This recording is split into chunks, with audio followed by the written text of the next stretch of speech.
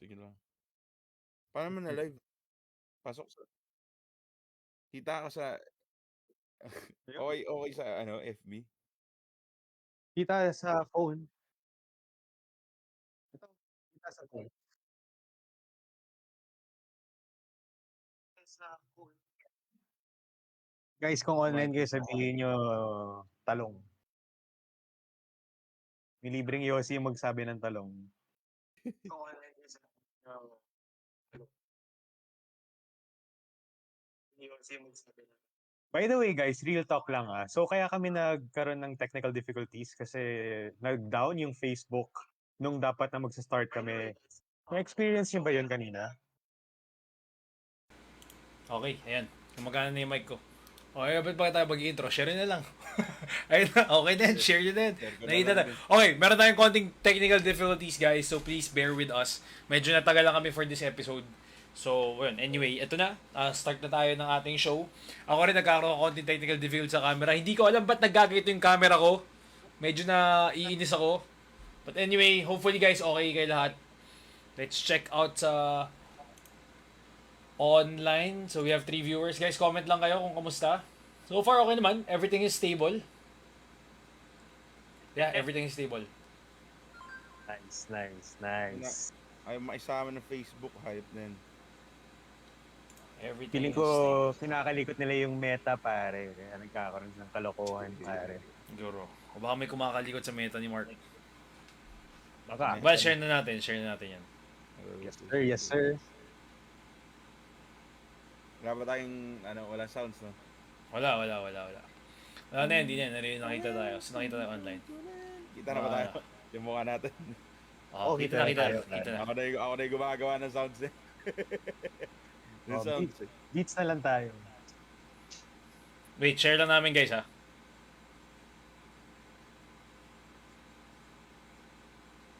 Yan.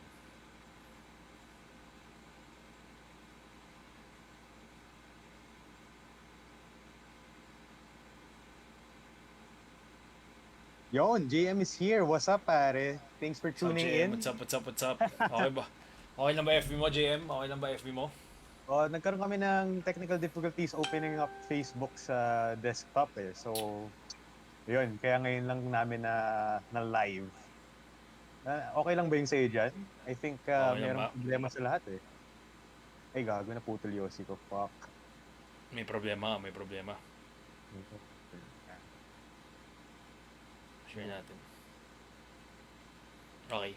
Ayan, na-share ko na. Sa baba. Si Shaq. What's up, Shaq? Basta, man. Gago, Shaq. Nakita ko pumunta ka sa power plant ba yun? Nung recently, sa post mo. Tangina, looking sharp, man. Looking good. Did you guys watch a movie by any chance in power plant? Nung time na yun? Speaking of movie, Eternals, baka manood ako next week. You guys wanna join? Yes. Let's try to do it on a weekday again siguro. Monday, ako Monday. Monday sounds good. Yeah, Monday sounds good actually. Monday. Sabi ni JM, okay naman, gents, pero not the same can be said for other people. Yeah. Well, good for you, pare. Baka banu sila kaya ganun. Joke. Gago, by the way, nakita niyo ba yung kanina? Ano yun? Yung Bold? Hindi, gago. Yung namatay yung pumatay nung yung last Christmas ba yun? Yung police. Yeah. Na-snap. Sorry, what? Andiyan na ba ako? Yep, you're there. Yeah, kanina yun. Nakita ko. Ay, kahapon natin yung kanina. Karma. Sabi ni JM, Power Plant Mall is the best looking mall this season. I think they always are, pare. As in, they really decorate that shit up ng puro Christmas decorations, pare. Sabi ni Shaq, nah bro, just had dinner, but planning to definitely watch Batman. Yo, good choice, pare, good choice. By any chance, you're gonna watch Eternals next week? By the way, speaking of Eternals, guys, I had a friend that messaged me earlier this week. Tapos, that doesn't usually happen. Yung tipong pag may lumabas na movie na anything, tapos i-message ako ng kaibigan ko na yun. Tapos sinabi niya basically maganda yung movie. So yung assessment niya sa movie was that kaya raw maraming quote-unquote haters yung movie was because they weren't really ready for the Masyado daw malalim eh. moral message. Yeah. Basically, my friend said people weren't ready for the moral message of Eternals. So, we'll see. I'm very interested to watch it kasi Dahil lang it doon. seems to be... Parang Kaya lang guys kakain lang ako ng 4 cheese whopper pala by the way. Sige lang. Man. This vlog is sponsored by 4 cheese whopper. Burger King Philippines. Parang delayed daw. May delay talaga pare, konti sa feed natin dito sa Discord to Facebook. Parang may konting like 5-second delay. No, ako Not that delayed ako dito sa Discord natin. Discord ako ngayon. Oo nga no. Oo nga no. Delayed ako sa Pare, Discord natin. Alam mo kung Una bakit? yung lunok mo bago yung Alam mo kung bakit pare? Oo. Kasi bumabagal yung oras. Pag masaya ka. Pag kinakain mo yung 4 cheese whopper, no? Oo. Bumabagal yung oras pag masaya ka. Kaya Masyado mo kumakain ka ng nilalasa. 4 cheese whopper. Tawag dito, ano? Ito yung Back to the Future. Kumbaga. Oo, pare. Ayan. Yun yung power sa Dune. Yun yung power sa Dune, pare. Kumbaga yung 4 cheese whopper yung ano, yun yung inaamoy nila na ano. Yung Spice. Yung spice. Oo, pare. Yung spice melange. Yun. Tayo na naalala ko. Oh, pare, na-addict talaga ako sa Dune lore nung after natin nung manood na yun, pare. As in, medyo alam ko na nangyari sa lahat, pare. Hindi ko na kinaya eh. Sabi ni Raul, bakit maling Shang-chi ata download ko? Pitit na isang ego lang yung karakter. Iba. Oo. Ibang Shang-Chi yata yung... Yung 10 rings hindi sa braso nilalagay. Tangina, iba yun. Yung 10 rings, sa iba sinusaksak. Iba. Iba. Tangina, terno natin yung Shang-Chi in the 10 inches ata yun. Oo. Shang-Chi in the... Iba yan. Shang-Chi in the 10 inches, iba yan, men. Iba. Iba yun. Wag yan. Uy, sabi ni JM, Shang-Chi was the best MCU movie this year since di pa lumalabas yung Spider-Man. Okay. Wait, so JM, napanood mo na yung Eternals? Just asking, kasi I haven't seen Eternals. So I'm curious on your assessment on that. Hintay pa namin I would agree, Eternals pare. sa Shang-Chi was pretty good, honestly. And, well, we'll talk about it more in detail later Well, on. anyway, mababayin natin. Sorry, mag-i-intro pala ako. Ba't ako, man? Anyway, what's up mga tigang? Welcome to episode 36 ng Tambayang Talong. Yes, Ay, wait guys. lang. Subo lang ako. Okay, so today, pag-usapan natin ang Shang-Chi movie Yes. na nirelease recently. Actually, i-release siya sa atin, pero kami nakapag-advance screening kami. Luckily. Pero Lumipat tayo, pare. Kasi diba Oo. nag-lift yung travel restrictions. Pumunta Oo, tayo sa LA recently. Over, day trip lang para lang manood ng Shang-Chi. Yamin ko ba? Parang kubaw. Ang kubaw. Yes. So, Yes. Mabilis today lang, mabilis lang. Today, we'll talk about Shang-Chi. Pag-usapan natin kung ano yung maganda sa kanya, ano yung mga nakakatuwa, Easter eggs, o meron ba kami mga ayaw. We'll talk about that all today. So guys, intro na kayo. Right guys, this is me, Flick Friends. Pag-usapan natin today ang Shang-Chi and I honestly am very excited to talk about it kasi this movie, even though it's not perfect, really offered a lot of new things in Marvel. And yun, we'll talk about it more in a few moments. So Ivan, kumusta ka dyan, pare? Kamusta mga pre? Ako si Vander, si Sound, streamer ng Talong Gaming na matagal na rin hindi nag-stream. Nahahawa na ako kay Lapaw Kichu, men. Pero yun na mga tol, masarap pag-usapan tong ngayong gabi, yung Shang-Chi. Tama si Migo, men, medyo kakaiba to dun sa ibang MCU movies na nakita ko. Which made it interesting for me. So, gusto ko na pag-uusapan to. Mamaya ako na, tsaka na tayo mag-dive in. Isa-isahin muna natin to. Pero ikaw na, paring Watch. Okay, ako naman si Watch. Isang dating streamer ng Tambayang Talong. Ewan ko, mag-stream pa ako. Gagawa lang tayo ng show. Pero game streaming, hindi ko pa alam. Anyway, welcome to our show. And today yun, pag-usapan natin ng Shang-Chi. Wait lang, may tumatawag, sorry. Yes, pag-usapan natin ng Shang-Chi. Let's go dive in. Medyo late na tayo, so diretso natin to. For sure, pare. So, I would say, pare, I really want to get down to the point. Shang-Chi has the best Marvel villain solo movie ever, pare. Honestly, if you look at Wang Wu, which I want to call the OG Mandarin, kasi siya naman talaga yun. Oo. I really think Marvel really did a lot for his character, especially in terms of yung heart, yung parang pinaka-emotional core ng movie is really, for me, I don't know kung same yung experience nyo and also yung viewers natin, so please tell me. Pero I really think that Weng Wu, the OG Mandarin, is really the heart and soul of the movie. Not only because of the great performance of Tony Leung, legendary Hong Kong actor, by the way. Not only because of his performance, but with the material that he's given and the role that he has. Kasi if you look at him, pare, and you compare him to most Marvel villains that we have gotten for the past, ilan na ba yun? Mag-11 years na ata, no? Kasi 10 years ng Endgame. Oh, actually, magka-12 years na ata. Of Mm. all those movies, pare, we all got really bland villains. Usually yung kalaban natin dun ng mga villain, yung parang yung elf, dark elf sa Thor the Dark World na parang Oo. sobrang, alam mo yun, parang you don't really give a shit about these people.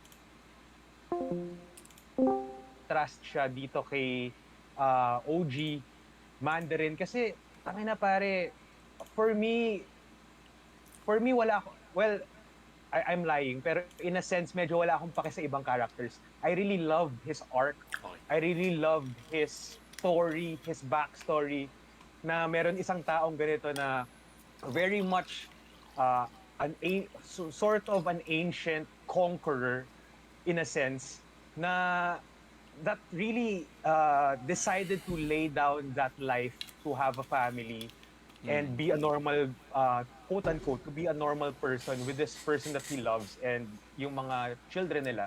And I think that really rings well uh, with the story kasi moving forward, yung desire niya to quote unquote free his wife doon sa tinatago nilang gate doon sa village kung saan lumaki yung asawa niya. Parang ano yun, very sympathetic yung ano niya eh. And tragic at the same time, yung character niya. Kasi alam mo na minamanipulate lang siya nung other forces that mas malakas sa kanya, at least mentally. And it's really tragic to see a character like him kasi nagbago na siya eh. Yun yung point ko eh. He was a villain, so to say, kasi he was a conqueror. Pero an argument can be made na this guy was a conqueror before kasi yun lang naman yung ginagawa ng mga tao dati. Alam mo, Oo. yun yung PS5 nung araw eh. Like, anong trip mo ngayon, pare? Well, subukan natin sakupin yung kabilang barangay. Parang yun yung trip dati. So I can't really Oo. blame this guy because he was just living what he was, I guess, kung ano yung devices na sa kanya nung araw na yun lang yung ginawa niya. So he did what he had Mm. to do. And I really think that he's a good character in his core. Kasi he already left that life. Tapos, yun na nga, tragedy happened. Namatay yung asawa niya. And now na he was a grieving, ano ba yung kabaliktaran ng widow, pare? Pag namatayan ka ng asawang babae. Widower. Oo, parang yeah. Basically, he's that guy. Nawalan siya ng asawa and now he's grieving. Tapos nawala rin yung mga anak niya. And I can't really say anything wrong with this guy because this guy is fucking not a villain. If anything, he's a tragic hero. Kasi, yun nga, he was being manipulated by stronger forces that's there. So that's unfortunate. And it's also another layer of the tragedy is that yung anak niya yung somewhat that had to stop him. Pero yeah, I guess yun yung pinakagusto ko pag-usapan talaga sa Shang-Chi pare was the OG Mandarin, si Tony Leung. Kasi this guy really made the movie for me. And yeah, siguro I'll stop muna there and I'll ask you guys what you guys think about the movie first time. What are the good positives at least?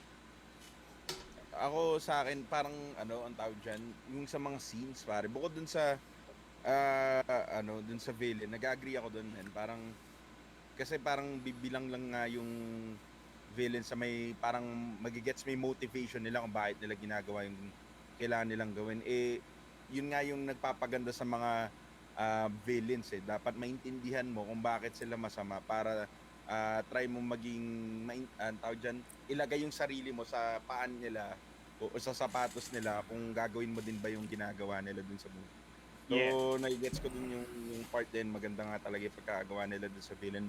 Ang nagustuhan ko rin din yung mga parang may mga hindi ko alam, pero parang may mga callbacks at sa first scenes ng movie, parang may callbacks dun sa mga old Chinese kung fu movies, pare, na Oh, yeah. nakikita natin sa of the past. Tapos kasi 'di ba parang pinapakita nila na hindi pa pinapanganak si Shang-chi. Parang ito yung luma, ito yung mga siguro 1970s yan, yung mga ganun.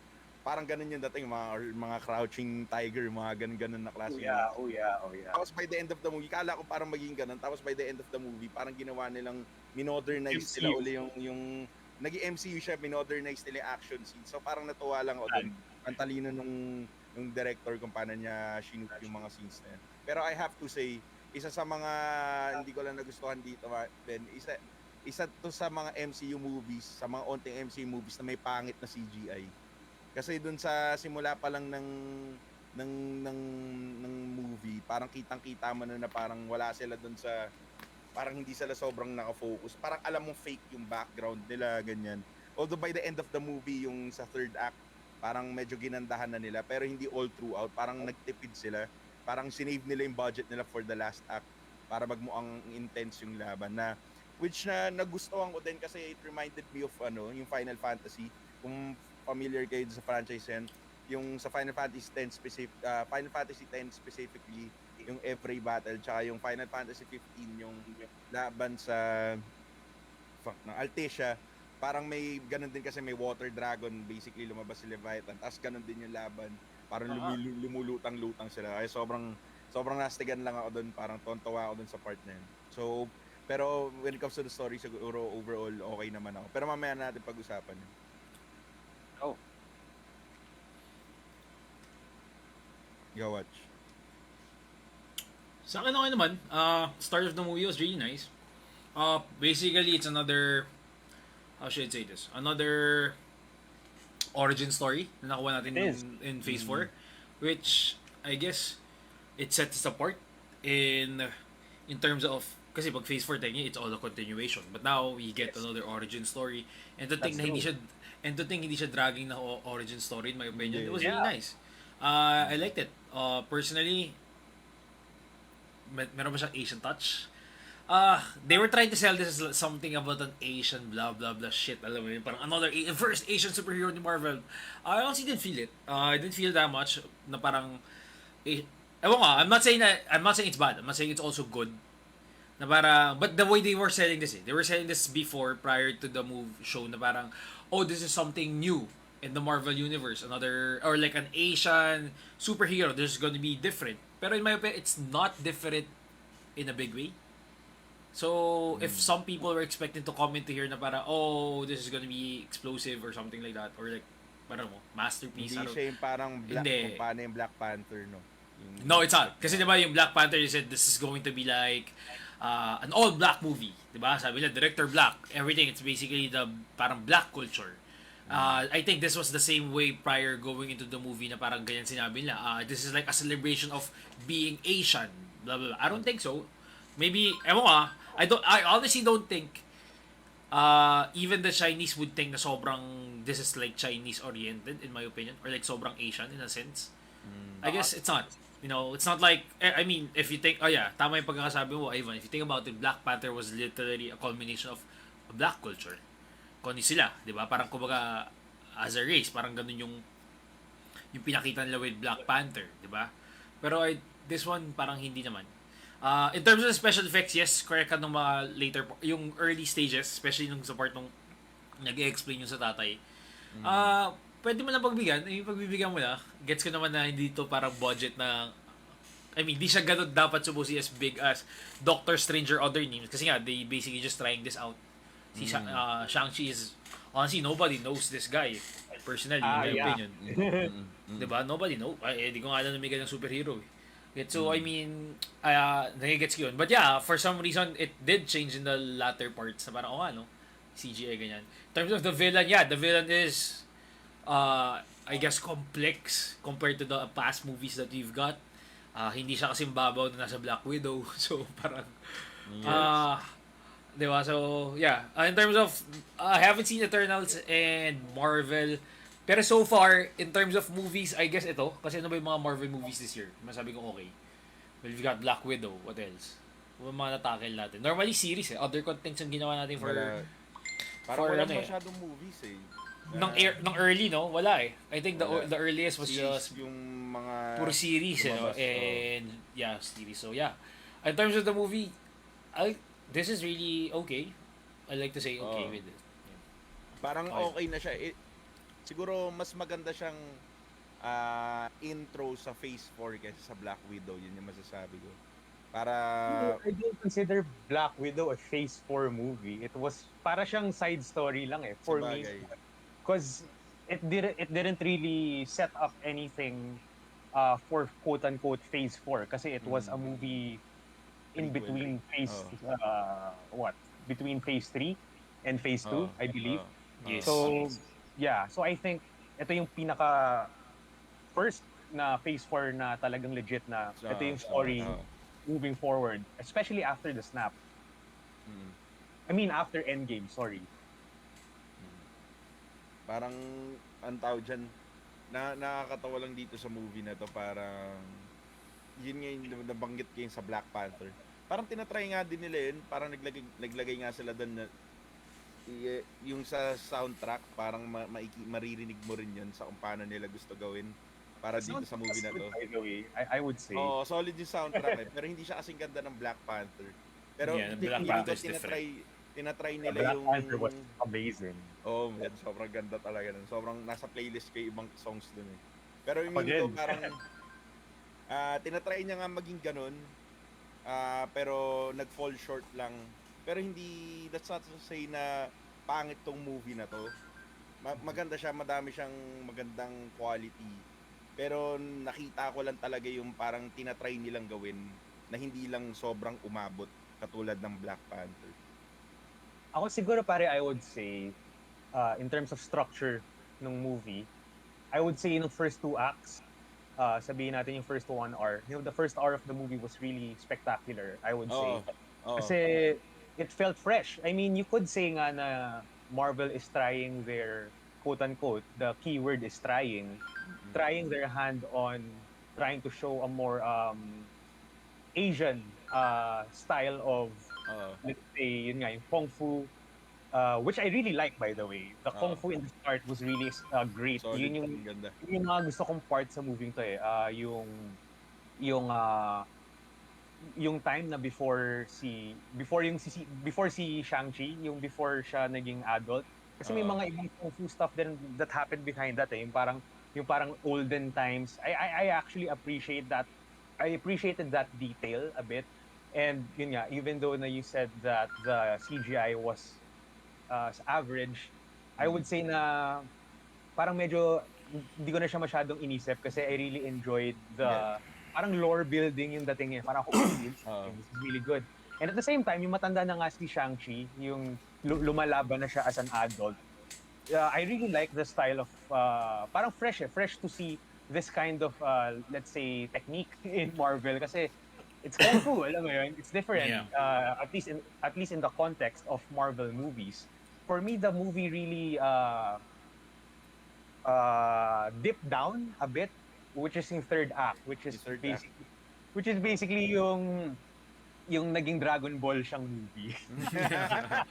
Dragon Ball Evolution. Yeah. Yes, you can say that the CGI was really good in that third act. You can say that, pero in terms of or at least my question is, why would you do that in a grounded movie? That's my question.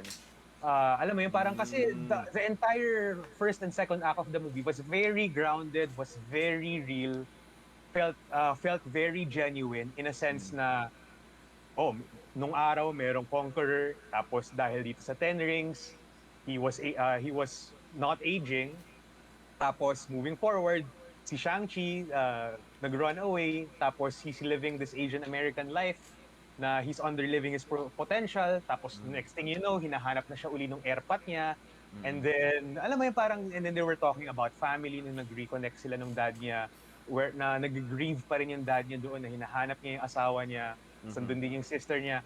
It felt very grounded, it felt very real. Tapos pagdating ng third act, bigla na lang bigla na lang si Shenron pa. Parang ako like, wait lang, parang, ano nangyari dito? Parang, did I miss an episode alam mo yun, May- dito sa story to. May Kasi- baboy na manok. Hindi mo maintindihan Yeah. yung Yung baboy walang na mukha. manok. Yung walang Yung mukha. baboy na manok, parang dun ko na nakita na parang, okay, parang this is new. Alam mo yung parang binigla nila yung story doon sa parang, ito, daming mythical creatures. May dragon, may unicorn, May layon na malaki, lahat. gago. Oo, pare. So parang ako like, Ang angas okay, nun, parang, guys. I would agree na they did that purpose for younger audiences because I think alam mo yun, parang I think I'm getting older. I'm turning 30 next year, so I think na I get affected by movies na tulad nito where na merong grounded heart yung movie, tapos bigla na lang magkakaroon ng parang lack of a better term, pang bata na Yes. na finale. So it could be just my bias, pero what did you guys think? Parang natripan niyo ba yung flow na gano'n? Yeah, yung flow from like Yung dating, well, yung kung paano nila sinabing story dito sa movie na to, nagustuhan ko. Kasi parang, hindi ko lang alam, siguro nakalimutan ko, pero parang natuwa lang ako dun sa, kung paano nila finlow yung story na, nung una naguluhan ako, parang biglaan gumaling sa martial arts to si Shang-chi. So parang basically sinasabi ko dito, tas in-explain nila, so sinasabi ko dito parang, ginamit nila yung flashbacks to great effect para sabihin yung story. So sobrang nagustuhan ko yun about the movie. Yung sa third act naman, I agree na siya yung weakest pagdating sa story. Although ako, yun katulad nga sabi ko, parang bilang gamer, parang may mga naalala lang ako certain scenes na parang nakita ko na dati sa video game. So sobrang tuwan-tuwa ako. Parang kaya masabi ko na enjoy ko siya, pero alam kong parang hindi rin ganun ka lakas yung ending. Gets ko din yun. Pero ako personally nagustuhan ko siya. For me naman, with the added mythical, I think, again, I have to agree, medyo, hindi man sa malabo, pero I guess with adding the mythical creatures now, parang lumaki masyado yung Marvel na parang, are they gonna tap onto this? Or is this like, parang, daanan mo lang to, para lang may backstory yung nanay, ilagay lang natin dyan, tapos na yun. So, in terms of CGI and the concept of, alam mo, feeling ko dinagdag lang talaga para masabi, uy, tangin na Asian, lagay tayo lion, lagay tayo dragon, para talagang sobrang Asian. Although May ganong badass feeling. yung lion na yun, men. Batas yung lion, pare. Pati Ay, gago badass men yung yung dragon. Gago ako si Shang-Chi, nando ako sa tubig. Tapos tangina, hinarap ako ng dragon. Men, mapapanik ako, gago. Tangina, hindi ganun. Pare, men, hindi ganun yung reaction ko na parang, tangina, tropa to. Gago, hindi ako parang, putangina, ba't nasa harapan ko to? malulubog na ako ng gago. Oo, gago, parang, putangina, ano to? Puka lang ina, nasa tubig, gago, ang laki. Di ba, so parang, Pare. Yung tangina. scene na yan, pare, yung irrational fear ko sa dagat, pare. Legit. Ay, same. Ako Yun din, yung Same. irrational fear ko sa dagat. Same gago, kaya ka parang ako, tangina Shang-Chi. Mas parang, what the fuck? Sa'yo parang naging normal, tangina, ito ata yung nanay, kinikwento ng nanay ko. Putang ina, itsura ba yan? Mukhang yan yung kinikwento ng nanay mo. Diba? Pero yun, maangas yun. I mean, like, Maliit pa raw yung dragon na yun, sabi nila. yeah, maliit pa nga daw. Parang, Dahil parang medyo young-ish pa yung dragon na yun. Oo, kasi Kaya namatay medyo- na ata yung The Great Conqueror. Namatay Oo, ata yung nung first fight, diba? So parang ito yung Yeah. anak. So, tangina, maliit lang to. So parang, tangina gago, mas nakakatakot pa to compared sa mga lumilipad eh. Alam mo yun, yun yung first reaction ko, gago na sila ng tubig, tangina lang. Lalo ng tubig. Oo, tangina ako, parang putang ina, ito ba yung kalaban? Yun yung unang pumasok sa isip ko, putang ina, ito ba yung kalaban? Pero anyway, yeah, I guess, the mythical creatures, in my opinion, parang a bit, yun nga, medyo off. Tama naman si Migo na parang grounded yung the whole shit until the third act. It was nice seeing though, if you're gonna ask me, the dragons, the fantasy land there. It was nice to see. But then again, I honestly didn't expect it. I guess parang ito yung curveball na parang, saan ang galing yun? Alam mo yun? Kasi you were watching it the whole time na parang, the only mythical things that we know were basically the rings. And then, when you think about the mythical or like yung parang, what do you call this? Yung hidden village, na-expect mo doon, parang nagko-kung fu lang yung mga tao dahil yun lang may nanay, di ba? He was just doing the kung fu shit and everything. By the way, man, ganun siya ka-conqueror, gago. Yung umupak sa kanya, ginawa niya asawa, inanekan niya, gago. Ganun siya kagaling. Tangin na, I have to give him... Ganun siya ka OG, pare. Ganun siya ka-OG, gago. I have to give him credit, gago. After niya magpa-upak, puta, anak ang ko to. Gago, that's the big... Tangin na, di ba? So, ang galing. That's how you find the best partner. You find a partner that's better than you. Kasi, ano ba yun? Kasi, basically, it's a how do you say that? It's a mutually beneficial agreement or a relationship. Kasi basically, you know that you are a good person or you have skills, but this particular person is besting you in some other aspects. So kung maghahanap ka ng partner, it's best that you find that kind of person. Kasi you guys can teach each other these really good Hello. skills and make each other Oh. better people. Hindi pa ako Basically, tapos. down the line when you guys Napapasok have ko na that yung buko. relationship. Alam ko, By the way, alam ko meron na lang yan. magandang comment si JM Alam pare ko na, regarding alam ko dun na sa Asian backlash ng China dito sa Shang-Chi. Kasi I think we all, when they first announced Shang-Chi, I think we all had the idea na, oh, so Marvel is doing this to appeal to the East, basically China, to the Chinese yeah. market. Tapos, which basically it didn't work kasi I'm pretty sure you guys have seen the articles leading up to its release where basically the majority of the Chinese people didn't really like what they were doing here in Shang-Chi. So, ang sinabi ni JM regarding that was that they rejected it kasi it was portraying how the West sees the Chinese, Yeah. which was stereotypical. And also, Simu Liu, the main actor, has had scandals, he said. So, I don't know about the scandals, pero he is right doon sa parang portrayal na parang stereotypical. That is, I would say, yeah, that's how it looked in the movie. Though I appreciated it. Well, kasi yun nga eh. hindi- Parang, I mean, hindi, if they were trying to please China, there wasn't Chinese anything in this, in my opinion. There wasn't any Chinese in this movie. Like, pure Chinese na alam mo yung parang, kasi diba, if I'm not mistaken, they're only allowed 4 foreign films in China every year.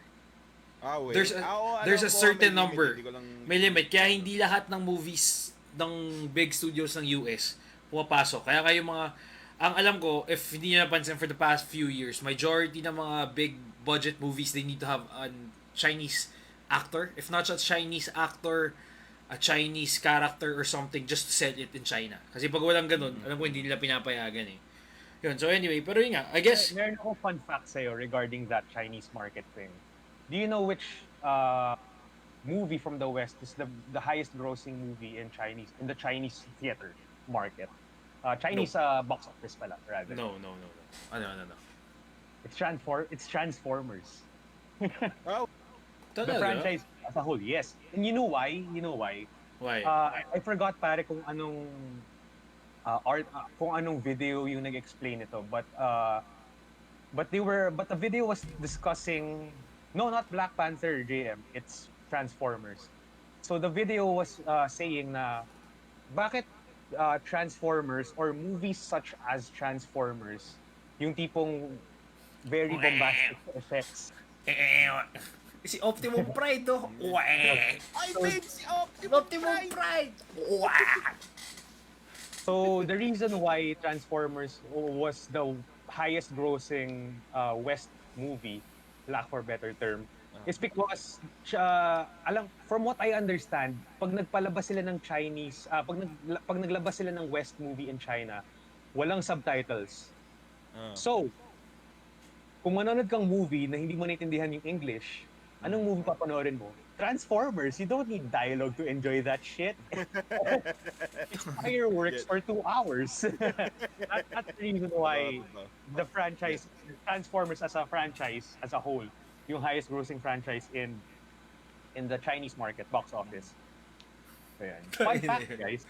No, Transformers, palakpak na ng palakpak, pero hindi Hindi naiintindihan. mo alam yung nangyayari. Oh! Inom, gondo. Oh! Wow! Tangin na, palakpak ng palakpak ang It's puta. basically the Transformer movie, pare. It's, Ba? alam mo yun. It's ADHD filmed for 2 hours. All Michael Bay films, I think. Di ba mga ganun trip ni Michael Bay gawin? Explosions ka. Oh. Tangin na. Laging tawag doon laging explosions pag Michael Bay. Ito, sobrang benta nun. Anyway. Ano to? Pag-usapan natin since pag-usapan natin si villain, tangin na. Yes, maangas yung tatay. Ewan ka, di ba sinabi niya sometimes he's being called Khan or Master Khan? Is it because like parang pinagkamalan siya si Genghis Khan? Parang ganun? I think he is the Genghis Khan of that universe. Oh, That universe parang ganun. Baka Tangin na. I think. Sobrang I think angas so. yan, no? Tas ang pinaka-naangasan ako na scene, yung scene nung lumaban sila sa Roman Empire. Ewan ko napansin yun. Oo. Tangin na ang angas yung scene na yun, gago. Imagine mo, ganun niya kinonquer yung mundo nung time na yun. I mean, yung Ten Rings in general. Natangin even the Roman Empire, coming from the east, going to the Roman Empire. Tangin na ang angas nun. I really love the backstory of that guy. Na-enjoy ko siya. And yes, in my opinion, tama rin kayo. Speaking of backstory, pare, there's this one deleted scene that I watched na I think they should have kept in the movie. Meron kasi doon scene na I think yun yung kakauwi lang ni Shang-chi tsaka ng sister niya tsaka ni Aquafina doon sa home base ng Ten Rings basically. Tapos yung scene starts na si Shang-chi, nakita niya yung airpot niya nasa parang altar na nagdadasal doon sa yung parang pag may patay, may picture ng patay tapos may mga like usok. Mga I incense. don't know what incense, yes. Sorry, I'm so ignorant. Pero yun nga, the dad was praying for the mother and all that. So lumapit si Shang-Chi. Tapos there's a really great exchange of dialogue there na lalong magbubukas lalo sa character ni Mandarin. I mean, if you think about it, pare, the movie in itself is already a huge how do you say that? A huge plus for the goodness or the positive character base character core of the villain. Tapos kung dinagdag pa nila yung scene na yan, pare, I think people would be more sympathetic to the character kasi meron din isang line hindi ko makalimutan eh. Sinabi nung airpot niya, "You know, I'm tired of always being the villain." Parang he said it in a joking way. So, naisip ko na rin. So, it really reflects back na I think this guy really is fucking tired of being the villain. Kasi at one point in his life, he already gave it up to have a normal family and a normal life.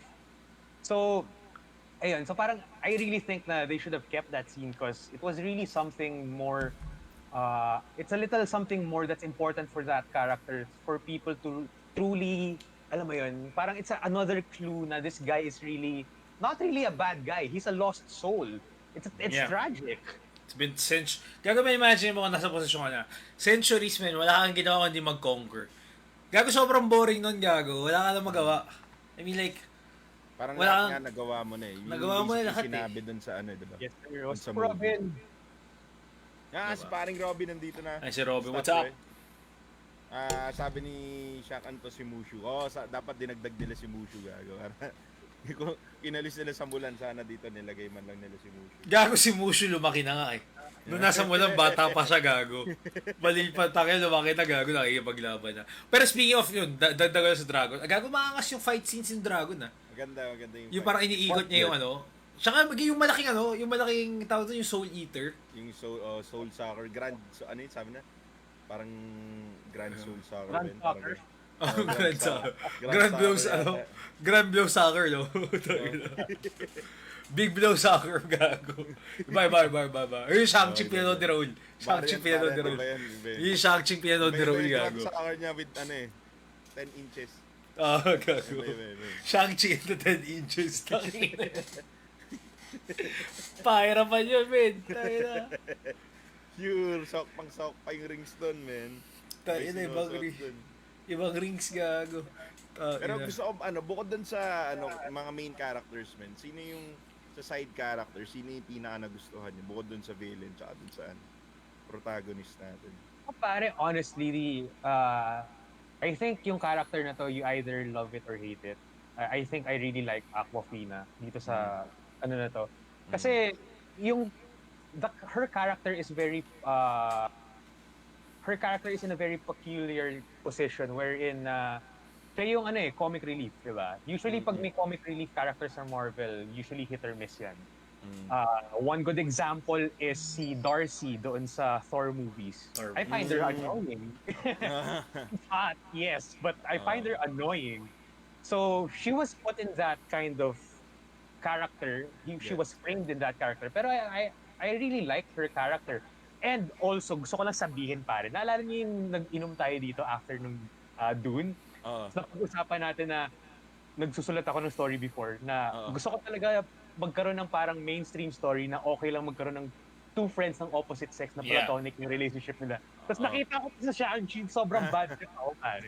Parang I was fucking doing this fucking 4 or 5 years ago. So anyway, pero ako nagustuhan ko yung relationship dynamic nilang yun kasi parang it's very, yun nga, grounded. Yung tipong talagang in life, magkakaroon ka talaga ng best friend or friend of the opposite sex. Tapos it's really nothing. In terms of sexual whatever, it's really just you being really good friends with this person. And I really like that dynamic of them in the start of the movie. Na yung tipong, parang nasa, ano sila, yung valet, parking, that's their job. So, I kind of relate to that in college. Parang, pag nasa college ka, usually meron kang seatmate na babae. Tapos parang, may tropa kayo. Pero Yeah. like, there's nothing really more to that. Tapos after ng shift nila, nung valet, or after ng school natin in college, parang, anong gagawin natin? Inuman tayo, which ginawa nila, nag-karaoke sila and whatever. So parang, I really like that. Di ba? For me, I really like that dynamic nila of their relationship, pare. Speaking of karaoke, sobrang weird dun yung sa dulo. Post-credit scene, sa mid-credit scene. Tangina nasama nila si Wong sa karaoke, man. Bakit? Gago, I love that scene. I really love that scene. Swear, I really love that Parang scene. sobrang out of character kay Wong yun. Gago. Hindi siya out of character. We don't even know what Wong is as a Oh, character. kasi diba, like sa Doctor Strange, he listens to Beyonce. Oo nga. Hindi, pero Diba? kasi parang iisip ko sa Doctor Strange, sobrang seryoso niya, tsaka by the book. Pero alam mo yun, parang biglang nagulat lang ako dun. Well, talaga, kasi for the past few Marvel movies, tinatransition na siya na parang Wong was, gusto ko seryoso ka, pero lagi kang nasa other side. Sa bagay may nabasa ako, inano daw pala ng Russos na siya daw si Noob Master 69, man. So, Yeah. maangat iniisip Yun ang sinasabi ako. na nasa Noob Master siya, na nasa Oh my yung kalaban God, niya, no? Yung kalaban Ni ni Thor, tsaka ni Thor. Korg. Yeah, ni Korg. Yeah, so I guess for the past few Marvel movies, tinatransition, well ako ewan ko, pero alam ko parang tinatransition siya na gano'n eh. Even when he started pa lang sa Doctor Strange eh. I think doon sa scene ng Beyonce, doon ako parang nag-gets ako. But I really love that scene, yung nagkaraoke siya. Yeah, I like that, yeah. Ay, gusto ko yung scene, yun nga. Ewan ko, ako para sa akin natutuwa ako kay Wong eh. Tawan-tawa ako sa pare. kanya eh. Benta ako sa kanya Wong eh. feels real, pare. That's the point eh. Wong feels real. Kasi meron siyang serious side, like we all do. Meron din siyang fun side, like we all do. Alam mo yun? Hindi siya comic book character na tipong Wong. Laging nagbabasa lang ng libro and protecting the Netherlands. Oo. Parang no. Alam mo yun? I listen to Beyonce, I go karaoke, and I play Tsaka yun video games. yun diba? Gago favorite scene ko kay Wong, speaking of Wong, was in Doctor Strange. Yung sinabi niyang, gago yung tinanong ni Doctor Strange, do we have Wi-Fi? Tapos di siya sumasagot. Tapos after a few minutes sabi niya, yes, we have Wi-Fi. What do you think of us, uncivilized? Yung merong Wi-Fi dun sa temple. Gagong benta niya. As in like, ewan ko siya, yung parang, if there was one friend sa Marvel ang sarap kasama, parang siya, si Jimmy Santos. Gago siya si Jimmy Santos eh. Di ba? Gago literal, parang siyang si Jimmy Santos for me. Mukha siyang seryoso. Yung kumaano siya, yung tumatang. Oh, Tsaka, well, speaking of, yung Abomination scene with Wong, yun, kasi, let's talk about that. Medyo feeling ko, hindi ko alam kung nilagay lang siya as like an Easter egg or like a fun, kumbaga a fun callback. Or meron talagang ginagawa si Wong and si Abomination. Bakit sila They magkakilala? I think they are trying to do something in terms of the relationship of them both. Yung best guess ko, pare, is that I think Wong is trying to somewhat train Abomination.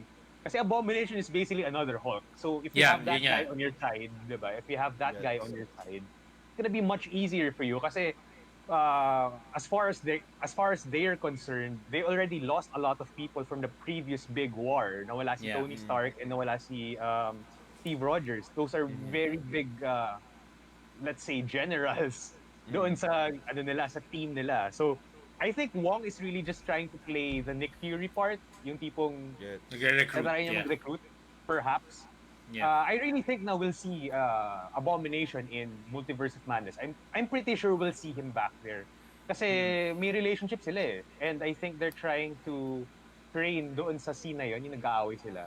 I think they're trying to spar. Parang sparring lang yung ginagawa nila. Sparring nga lang. Oo. Pero grabe, parang sobrang seryoso angas niya, nung... diba? Gago, sobrang angas nung ginawa niyang move, ah. That was really Oo, smart if you think about it. Yung Yung puta tinelip. yung tineleport niya yung suntok. Gago, ang galing. Di ba? Sobrang, aliw na aliw ako. Mabait din siya, pare. Kasi, if you can remember, kung sinara niya yung portal na yun, mapuputol yung kamay niya. Mabubutol yung kamay niya.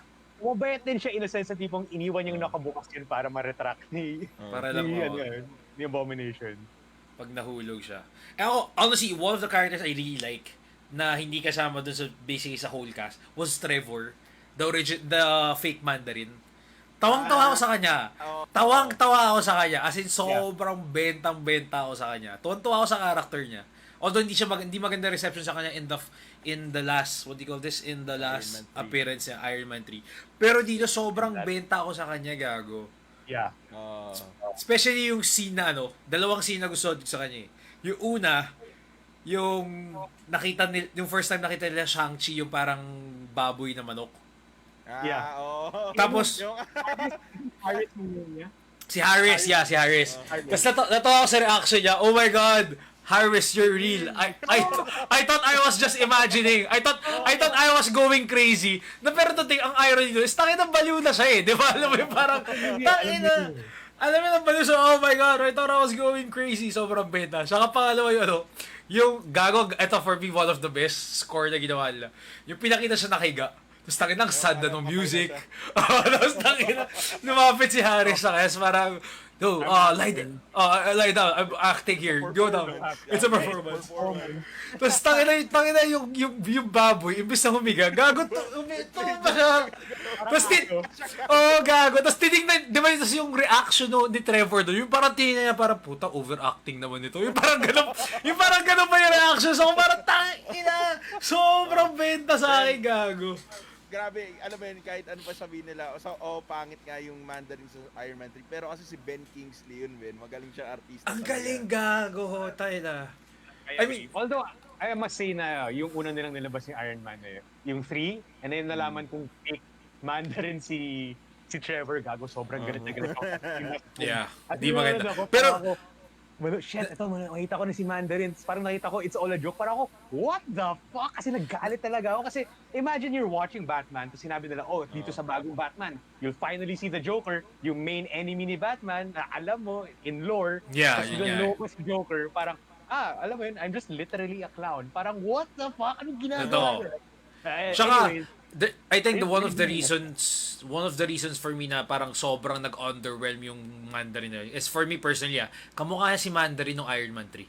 If you think about it, yung design niya nun, as in like yung itsura niya, parang tangin na ito talaga si Mandarin. Alam mo yung parang kumbaga comic accurate siya. Although, wala akong idea kay Mandarin, pero if you look at the pictures in the comics, nakuha nila yung character niya dun eh. Kaya nga parang bad trip na tangin na, pangit ng curveball na yun, parang biglang siniraan nila. Yung performance niya as Mandarin, yung nagpupulit yung boses, yung you'll never see coming. Parang wow, diba? Parang this guy is menacing. Alam mo yun? Yun nga eh. For me, one of like sinayang nilang character, in my opinion. Sana kung parang Wait, I mean, like yung itsura. Basically yung pagkakast eh. Yung pagkakast sa kanya. Sayang yun na parang we could have seen more to it. Pero yun nga, I mean, na-redeem na siya ngayon. Kasi nga, imagine mo, sa sobrang galing niya umacting, binuhay siya ni Mandarin kasi natutuwa sa kanya. So parang naging jester talaga siya, gago. Doon mo rin makikita na si Mandarin, OG Mandarin, doon mo rin makikita na this guy is really, alam mo yun, hindi siya talaga villain. Alam mo He's basically just sad. Alam mo yun? Para for me, he was so sad na parang, tangina sa sobrang na-entertain siya sa tao na to. Tangina, I have to keep this guy. I'm not that cruel. Na parang itong isang bagay na nagpapatuwa sa akin, papatayin ko ba? Masyadong natutuwa para sa kanya, gago. Although, yung first plan niya is patayin siya, men. Patayin, di ba? So, kaya parang hindi ko rin masabi na mabait pa rin yung ginawa niya. Alam mo, papatayin niya dapat. Pinatay. Pero hindi niya pinatay. Naaliw siya eh. Gano ka brutal, men, para sabihin mo, tanginin ng gaya sa akin, men, papatayin ko yan. Alam mo yun, tangin. Pare, if you're a conqueror for centuries, tapos meron umaya sa'yo, I would be inclined to actually hurt that person also. Pero just the fact na this guy could change your mind, even though that you have the capacity to kill that guy with the snap of your fingers or your 10 rings, And that means you're a good person kasi alam mo kung kailan ka mag-hold back na parang, Yes. okay, this is unreasonable kung papatayin ko siya kasi natutuwa ako sa kanya. Alam mo yun? But did you, Okay, ewan ko alam niyo ba to? Napanood niyo ba to? Yung kung paano siya binrake out si Trevor, yung one-shot movie. There's actually a one-shot movie on how the Ten Rings broke out Trevor. I think Yeah, I pero hindi ko watched- pa napapanood. It's ano daw, Marvel one-shot called All Hail the King. So it's basically the story of how they broke out Trevor in the Speaking of Trevor, pare, I watched a lot of deleted scenes in this movie, and Trevor has really one good deleted scene. Napanood mo ba yun, Watch? Hindi, wala pa napapanood na kahit ang deleted scene for this one. Okay, so yung deleted scene na to was that yung kakatakas lang nila dun sa main base. Yung dun sila sa parang kotse, sa BMW. Tapos di ba naghihintay sila ron na matagal kasi hinihintay nila yung signal ni Horace. Ni Harris pala, or Horace. So habang naghihintay sila doon, merong conversation si Aquafina at saka si Trevor. So si Aquafina parang nag-express siya a bit of herself na yung tipong marami siyang para siyang millennial basically si Aquafina, yung tipong ang dami kong gustong gawin pero every time na try ko siyang gawin, parang nawawalan ako ng interest like midway. So it's kind of like a millennial, alam mo yun. Tapos may sinabing magandang line doon si Trevor, which was Shakespeare line siya. Yung sinabi niya kay Aquafina na some are born great, some achieve greatness, and some have greatness entrusted upon them. So kung isipin mo, yung sinabi niyang line na yun from Shakespeare is actually a very good capsule of basically what the Shang-chi movie is in entirety. Yeah. Kasi basically they're normal people, regular people na valet people lang sila. Nagpa-park sila ng whatever. They didn't really care about the world. Nagkakaraoke lang sila at night. Alam mo yun, parang they were, technically speaking, under-living their potential. Pero basically, yung story nila is that they had greatness thrusted upon them. Yung tipong, wala kang choice na adventure is here in your doorstep. What are you gonna do? Alam mo yun? Are you gonna answer? Are you gonna open the door? Which is basically ginawa ni Shang-Chi. At the same time, ginawa rin ni Aquafina. Yung, kahit medyo banu siya sa arrows. Alam mo yun, para she did her best. Basically, she had the call to action. So that's a great line and a great scene. I wish they didn't take out that deleted scene. You guys should see it actually. Parang okay yun. Tinanggal pa nila nun, sana nga hindi nga nila. Base sa pagkakakwento mo, solid dun. Sabi ni JM, ininsulto pa nga ni Wenwu yung Mandarin persona. Sabi niya, I'm an orange. Yung haragawa na siya doon. Gago yung orange. Sabi niya, paano daw natakot yung mga tao? Orange lang naman na siya. Ang ganda ng line ni Wenwu nung scene na yun, yung nagde-dinner sila. Yung he said something along the lines of parang names are important. Parang it gives us the connection to our ancestors. Parang ako like, that's really nice and it's also very Asian. Or at least, it was very Asian. It's very Asian in a sense. And I like it. Ang line naman na gusto ko yung sinabi nung matanda kay Aquafina, yung if you aim at nothing, you hit nothing. That was really nice. Yes. That was a very nice line. Saktong-sakto sa kanya. Tapos yun, nahit niya yung arrow.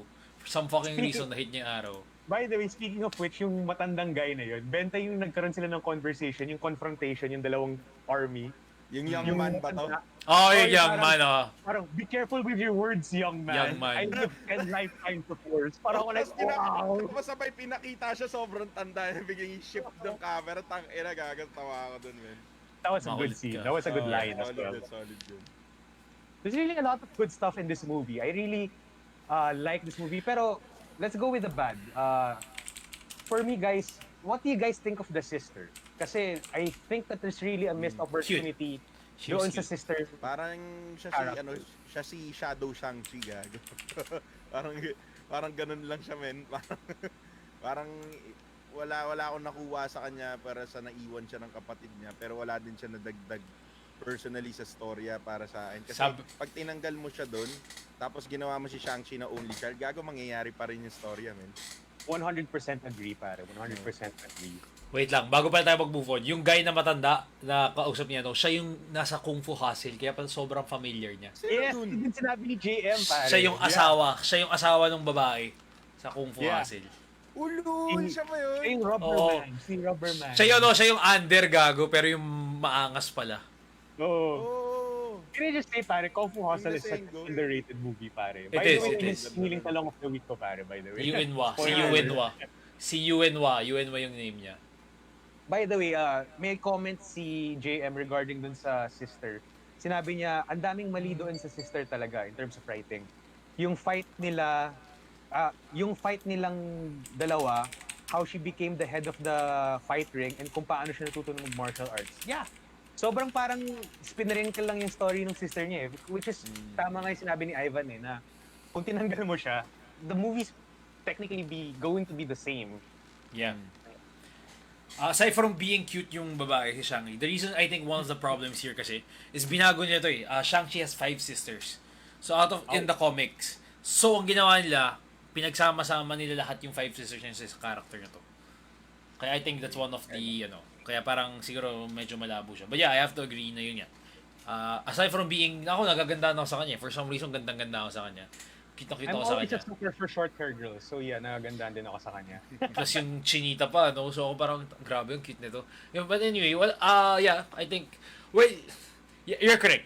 Pag tinanggal mo siya sa whole story, parang wala lang. Siya yung, kumbaga siya yung, alam mo, dapat parang siya yung middle child. Di ba normally yung middle child yung nakakalimutan? But I think siya yung bunso eh. So supposedly dapat siya ngayon parang inaalagaan since babae bunso, di ba? Normally ganun. Especially sa Asian family, parang, ay hindi, Asian pala, lalaki talaga yun eh. Lalaki pala talaga yun. Kaya si Shang-Chi yung Yeah, I favorite. know, pare. Oo, lalaki nga pala.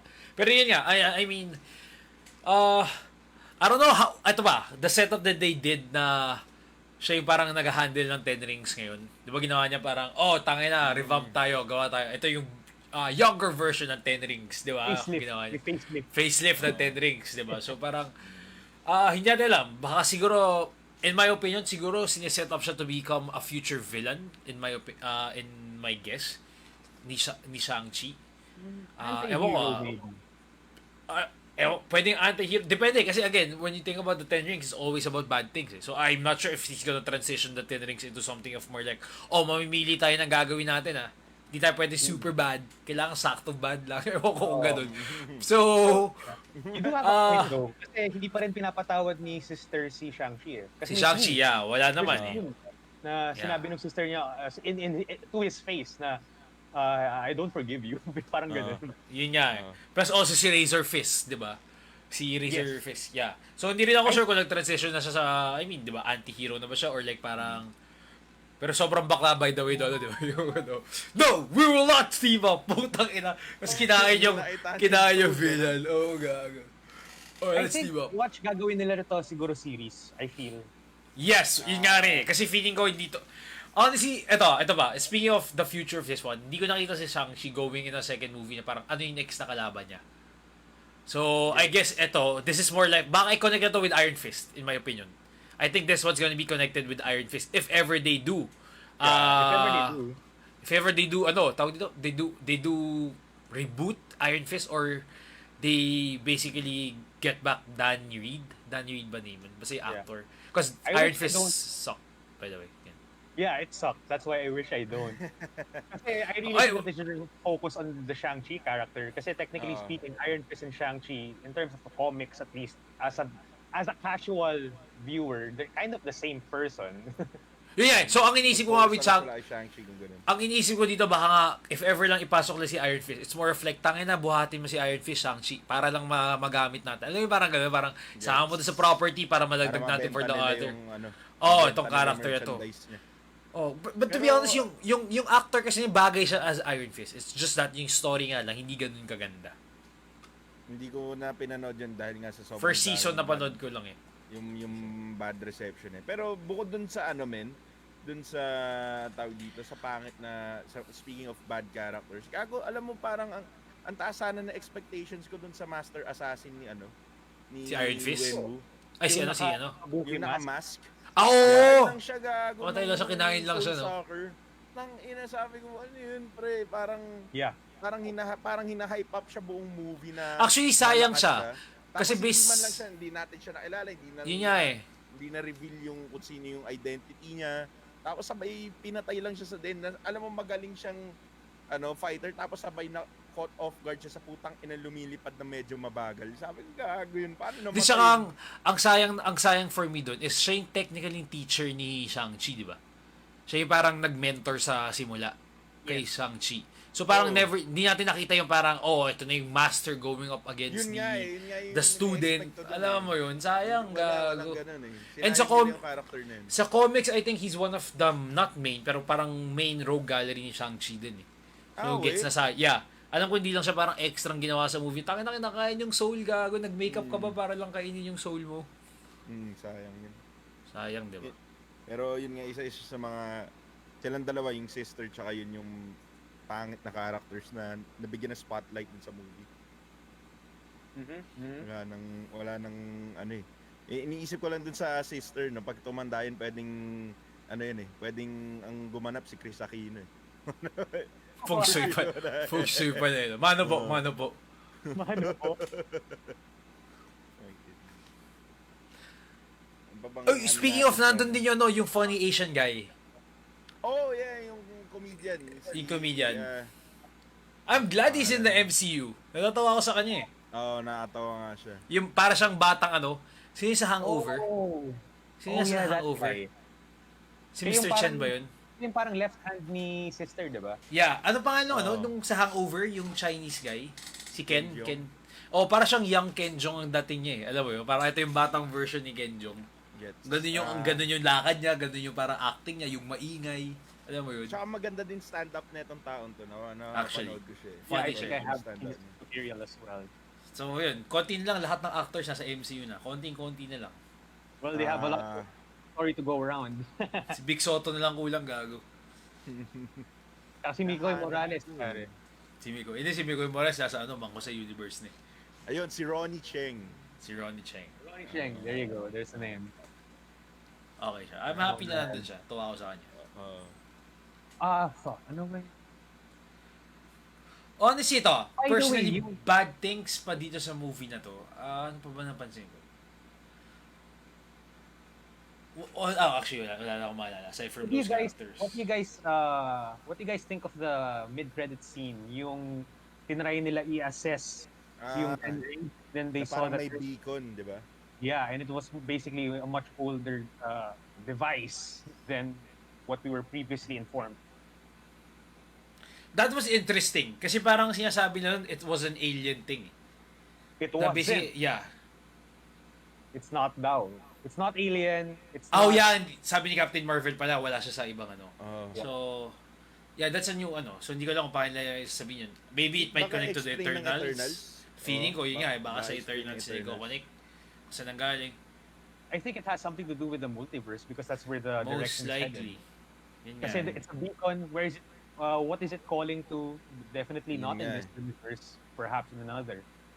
So, speaking of which, guys, meron ako napansin na parang I don't know if this is an Easter egg, pero I guess let's call it an observation. So, kung mapapansin nyo, yung character ni Wenwu, basically yung nag-corrupt sa kanya is he was hearing voices to do this thing, right? To save yung asawa niya. And if you look at it that way, there's this basically malevolent voice that is in the guise or pretending to be yung pinaka-mahal niyang tao, right? Which is the asawa. And if you think about it, yung parang post-credit scene ng WandaVision kinda had that same tone. If you guys can remember, yung parang nasa isang cottage si Wanda, and then she's studying the dark the book, basically the dark book. Tapos basically nag-cut yung post-credit scene na yun kasi narinig niya yung mga anak niya na tumatawag sa kanya, parang mom. So, do you guys think that has like a connection? Kasi I think it has eh. Kasi I think that There yung might parang be. Kasi if I'm not if I'm not mistaken, in the multiverse parang itatakil na yun. yeah, ako kasi I think that this malevolent voice is really trying to seduce or manipulate. Perhaps they're trying to manipulate very strong individuals. Wanda is very strong, like fucking strong. At the same time, Wenwu is also incredibly strong. Yeah. So, ewan ko, I think it has... Hindi ba yung yung soccer, yung yung ganun? yung nagana ng voice. Hindi Well, ba yun siya- nga. Well, technically Not siya, really. siya supposedly. Siya Not dapat really. talaga. They just said that there's a voice behind the door, but we don't know Ah. who is behind the door. Kasi hindi pa nabuksan fully yung door eh. Lumabas lang si actually lumabas yung fully si door, tapos lumabas si Grand Soccer. Si Grand I Soccer. like the name anyway. Si Pero I Grand think there's Soccer. really a bigger soccer basically. There's a bigger soccer behind Pwede. the door. Pwede. I think it's Theory- Mephisto. That's what I'm trying to Yeah, say. yun nga eh. Theories are coming out, it's Mephisto daw eh. But, well, hindi pa natin malalaman. Kasi yan din sinabi nila with, speaking of, wala pa tayong idea with the multiverse. Wala pa tayong, yung Multiverse of Madness. Wala pa tayong, And, yeah, so, Bukod maybe. sa Spider-Man, yun doon talaga excited man. Kasi doon natin makikita uli sila Wanda at si Loki na magkakasama itong mga sobrang It's gonna be tawag dyan? big, that movie, Multiverse. After itong, feeling ko yun yung sumunod dito sa No Way Home talaga na sobrang laking movie na may ganong level. Feeling baka yun yung Endgame. Parang ito yung No Way For Home, Phase 4. Infinity War. Infinity War to, tapos parang Endgame yung Multiverse of Madness. So, ganun Sira, siya. bawal niyo po. Kasi Huwag after sira ng yung phone mo. after ng Multiverse of Madness, ano ba yung sumunod? Fantastic Four. So parang feeling ko ganun nga yung mangyayari.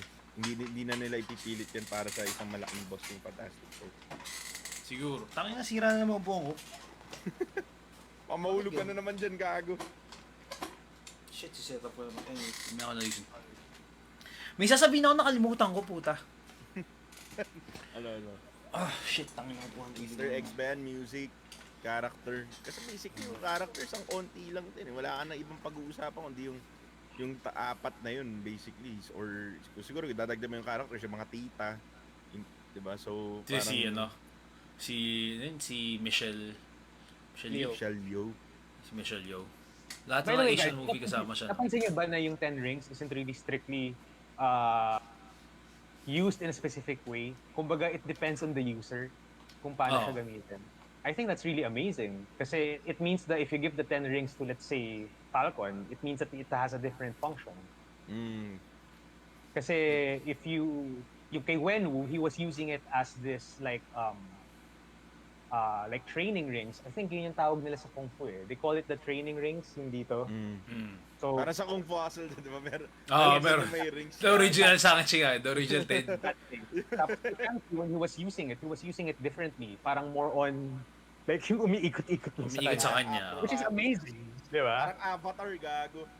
Yeah. Actually. Dating sa kanya. Pero si Wenwu parang ginagamit niya siya na parang si Shocker, gago. Parang Shocker.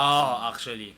Parang ganun yung ginagamit niya. Tsaka yung whip, dun ako nagulat. Tangina ba't nagiging whip tong rings, gago? Yeah, that's what I'm saying. It really depends on the imagination of the user. So they can say na itong 10 rings is kind of like how Hal The Jordan. Green Lantern. Yun nga, Green Lantern, no? The Green Lantern And- ring. Depends on how you do that. Ako may isa akong question, gago. Anong ginagawa ni Weng Mu na nagkakaroon ng Avengers shit? Di ba? Tangina na ginagawa ng 10 rings nung time na yun. Nakatambay lang. Ayun, naalala ko na si Miko anyway. Gago men, ito lang I find this really odd. Na parang yes, siguro dahil naging naging norm na sa universe nila. Parang mystical shit or something magical. Gago naging norm na yung portal, no? I mean, wala nang sa shock. Imagine ba si Wong, nag-portal siya papunta dun sa restaurant. Parang yung mga tao parang wala lang. Parang naging LRT na lang sa kanila. Yeah, it's not nagulat shocking. pa rin sila. Anymore. Yeah, nagulat sila Nagulat pero alam mo yun, parang not like nagulat na parang, I mean after na, I'm pretty sure everyone, like parang inaano to. Pero sa kanila parang, okay, the fuck is this? Parang pagkatapos na wala na, okay na. So alam mo yun, parang, I don't think that's a big thing sa universe nilang yun ngayon. Kasi they've been invaded several times by yun nga aliens. di ba? So parang, Diba? ano na natawa na nga ako na parang, half of the entire civilization. yeah.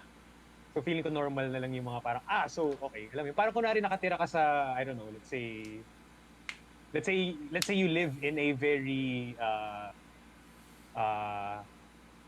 evil barangay. Parang, so may binaril. Parang, okay. Pwedeng gano'n na. Parang sanay ka na eh. Yeah. Ano yan, tawag ba doon? Ano ba tawag, anong term doon? Desensitized? Yeah.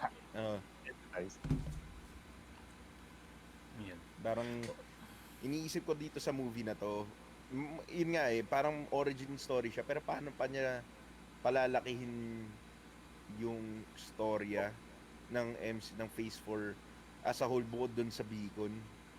I mean, ano yung pwedeng itulong niya? So, ibig sabihin, ang iniisip ko kasi parang masama yung 10 rings, di ba? So, pagka naalis na yun, wala na bang panlaban si Shang-Chi dun sa mga susunod na kalaban? Actually, yun nga eh. Ang for me, ang very interesting din dito is ano yung future ni Shang-Chi. Na parang, well, kinausap niya Avengers. So, I guess, nire-recruit na siya sa Avengers. He's gonna be part of it. But the thing is, parang, moving forward, in which movies are we going to see him? Guaranteed. Yeah. Like, example, are we gonna see him in... He's in San Francisco, di ba? Is there a chance na if Venom is set in San Francisco, is there a chance that he's going to be there? If ever there's going to be a Sony crossover with the MCU. So parang, anong aspect ba to? Babalik ba sa pagiging grounded or magiging mystical yung side ng Shang-Chi? Kasi so far, yun nga, medyo magiging parang anlabo nga with the mythical creature. Parang, are we gonna see more of yung hidden town na yun or parang hindi ginawa lang yun just for the sake of this movie, so parang it's a hard to again. diba parang it's I find it very confusing kung saan mo ipapasok si Shang-Chi going forward. Well, I think they can just do another Shang-Chi movie tapos it's really more grounded in a sense na like what we've seen in the first 2 acts. And then, perhaps there's going to be another battle, pero not as grand, hopefully, as this first movie. Kasi it really, it's not for me. Feeling ko against the sister na to eh. Yung second movie. Yun nga eh. So parang Shang-Chi 2. Parang kung yung pagka-grounded yung hanap natin, parang yun na yung only way para maging ganun yun. Kasi sila na lang dalawa yung maglalaban, wala nang powers. Ano yung percent nyo? Anong percent, guys? May tanong ako. Anong percent sa tingin nyo makikita natin si Shang-Chi sa No Way Home? Maliit. Less than Maliit. 10% ako feeling. Ako rin. Ako, I would say it's 60% possible. Wow, eh. Wala lang. I mean, when you really think about it, kasi, so basically yung post-credit scene had a lot to do, or clues at least, na yung 10 rings is something not from this universe. Far From Home is going to touch that topic. So perhaps they're going to need the 10 rings to probably stop or close a portal, perhaps. At the same time, No Way Home is kind of like a team up of Spider-Man and Doctor Strange.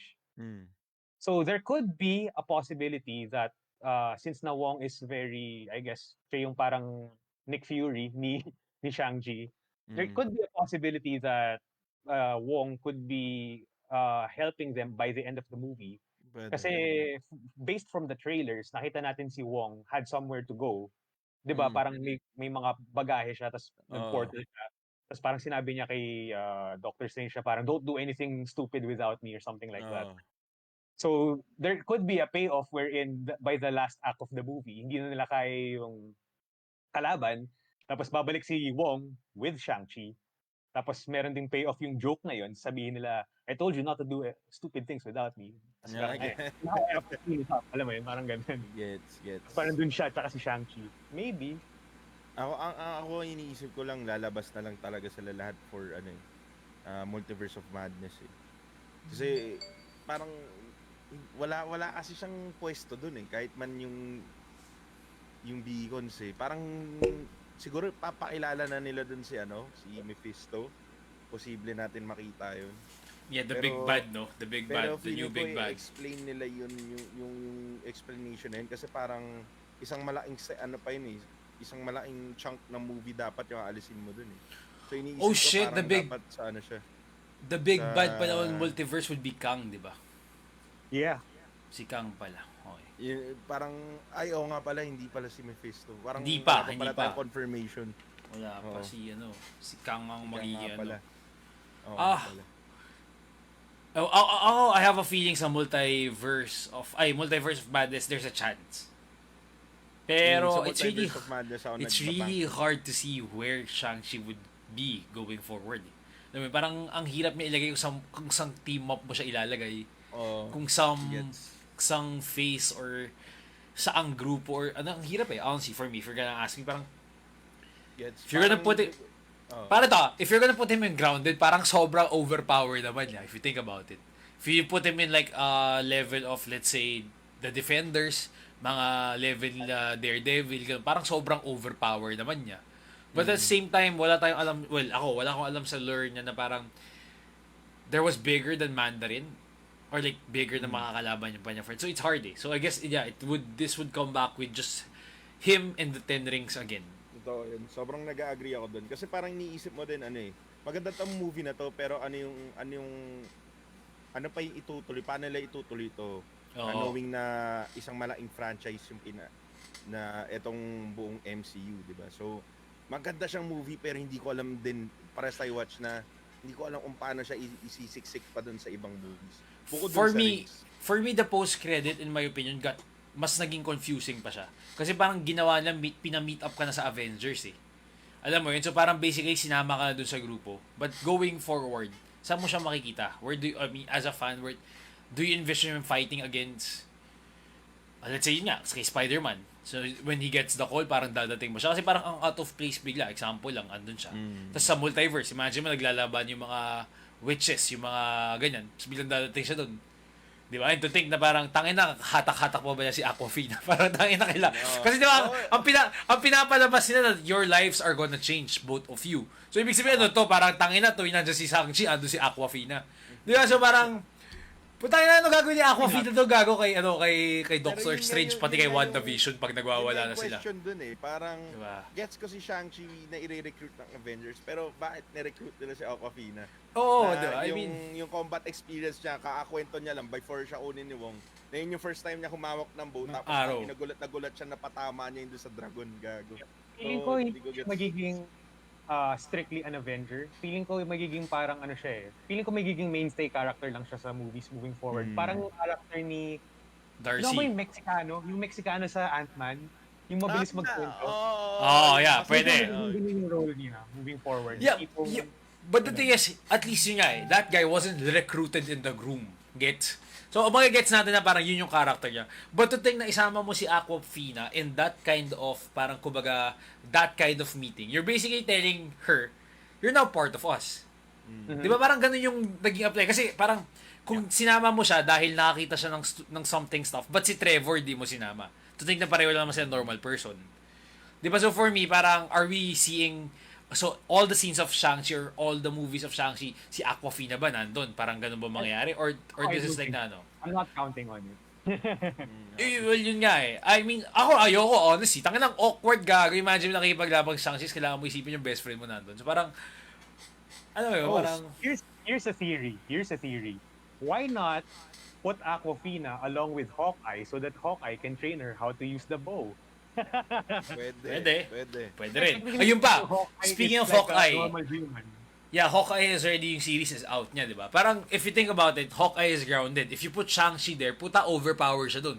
So, alam mo yun, hindi mo alam kung saan siya ilalagay. Pag nilagay mo siya, let's say, in another Wanda series, let's say, example lang, Wanda and Shang-Chi series, para rin naman underpower siya if you're going up against kung ano man yung kalaban ni Wanda or something. So, parang, ano ba yung team up? Maybe siguro wala tayong alam regarding kay Shang-Chi, pero ano ba yung mga team ups niya? Kasi feeling ko talaga, team up niya mga puro defendants Yung mga defenders ang pinaka-team up niya sa comics kung di ako nagkakamali Ako, I really think na as the story moves forward in Phase 4 and Phase 5, I really think na the Ten Rings will have more power, basically. Pwede. Kasi pinakita doon sa, parang pinakita doon sa movie na using this ring really depends on the user and how he uses it. Kumbaga, the dad uses it strictly for like Kung Fu. Whereas Shang-Chi uses like Dragon Ball moves. So parang when you think about it, the possibility or the potential is limitless with the use of these rings. So, yes, I do agree na, at a point, I do agree na very awkward yung position niya in terms of power level, kung saan mo siya ilalagay. Pero maybe, depende kung paano gawin ng Marvel i-explain yung power talaga ng Ten Rings. Doon natin malalaman more kung saan siya talaga masushoot. Anong spectrum natin siya ilalagay? Yeah. Kasi, you never know, pare. As the story moves forward, they can say na parang, oh, the user of the Ten Rings is as powerful as Captain Marvel, which is technically the strongest person in the story at the moment. So, you never know what Marvel does kasi Yeah. all they have to do is say it and then it's gonna happen, di ba? Hindi, tsaka ganito na lang natin isipin to, men. Ako parang pwede mo rin sabihin yun kay Spider-Man sa totoo lang, pre.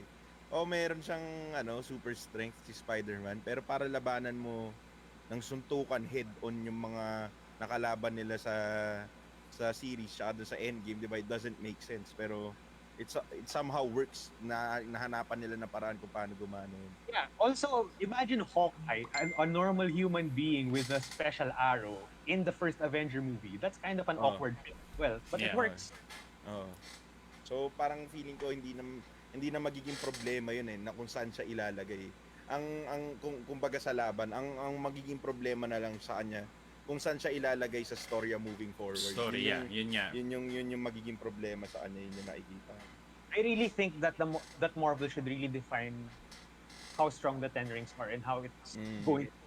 Kasi parang very subjective yung pagkaalam natin dun sa Ten Rings eh. Di ba? Parang we know nothing about it, technically speaking. We don't know how strong it is, we don't know how to Tapos use yun yung it. title, men. Pero sa bagay yung Ten Rings na sinasabi yung grupo, hindi naman yung Yung Ten grupo Rings ba? na weapon. Yeah. So, ewan ko, tingnan na lang natin siguro sa mga susunod.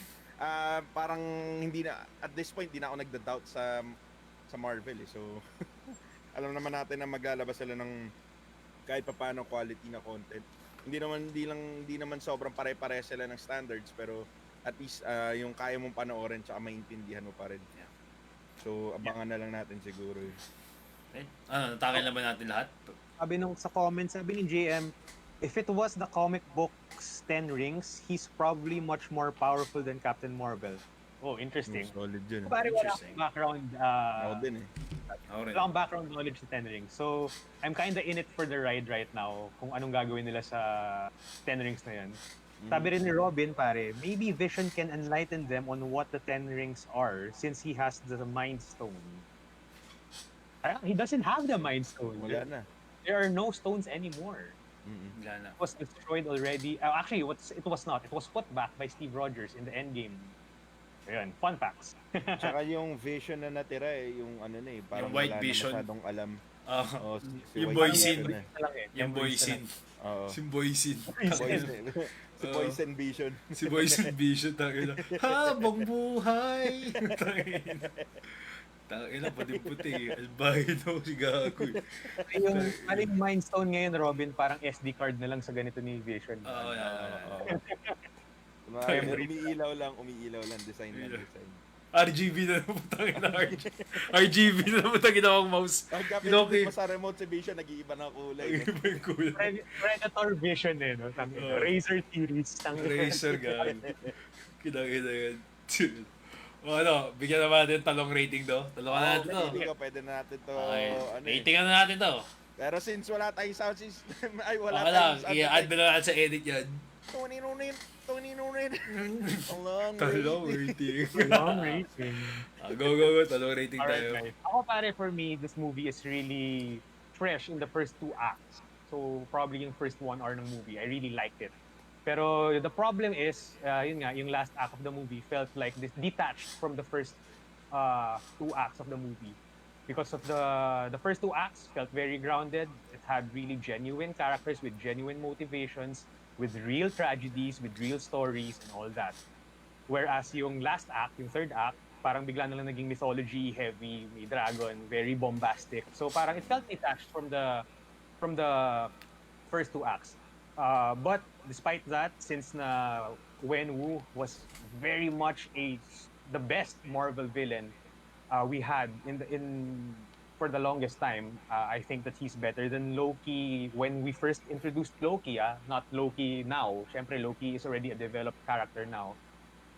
He's definitely the best Marvel villain we've had in terms of yung mga one-off movies. And he's really the heart and soul of the movie.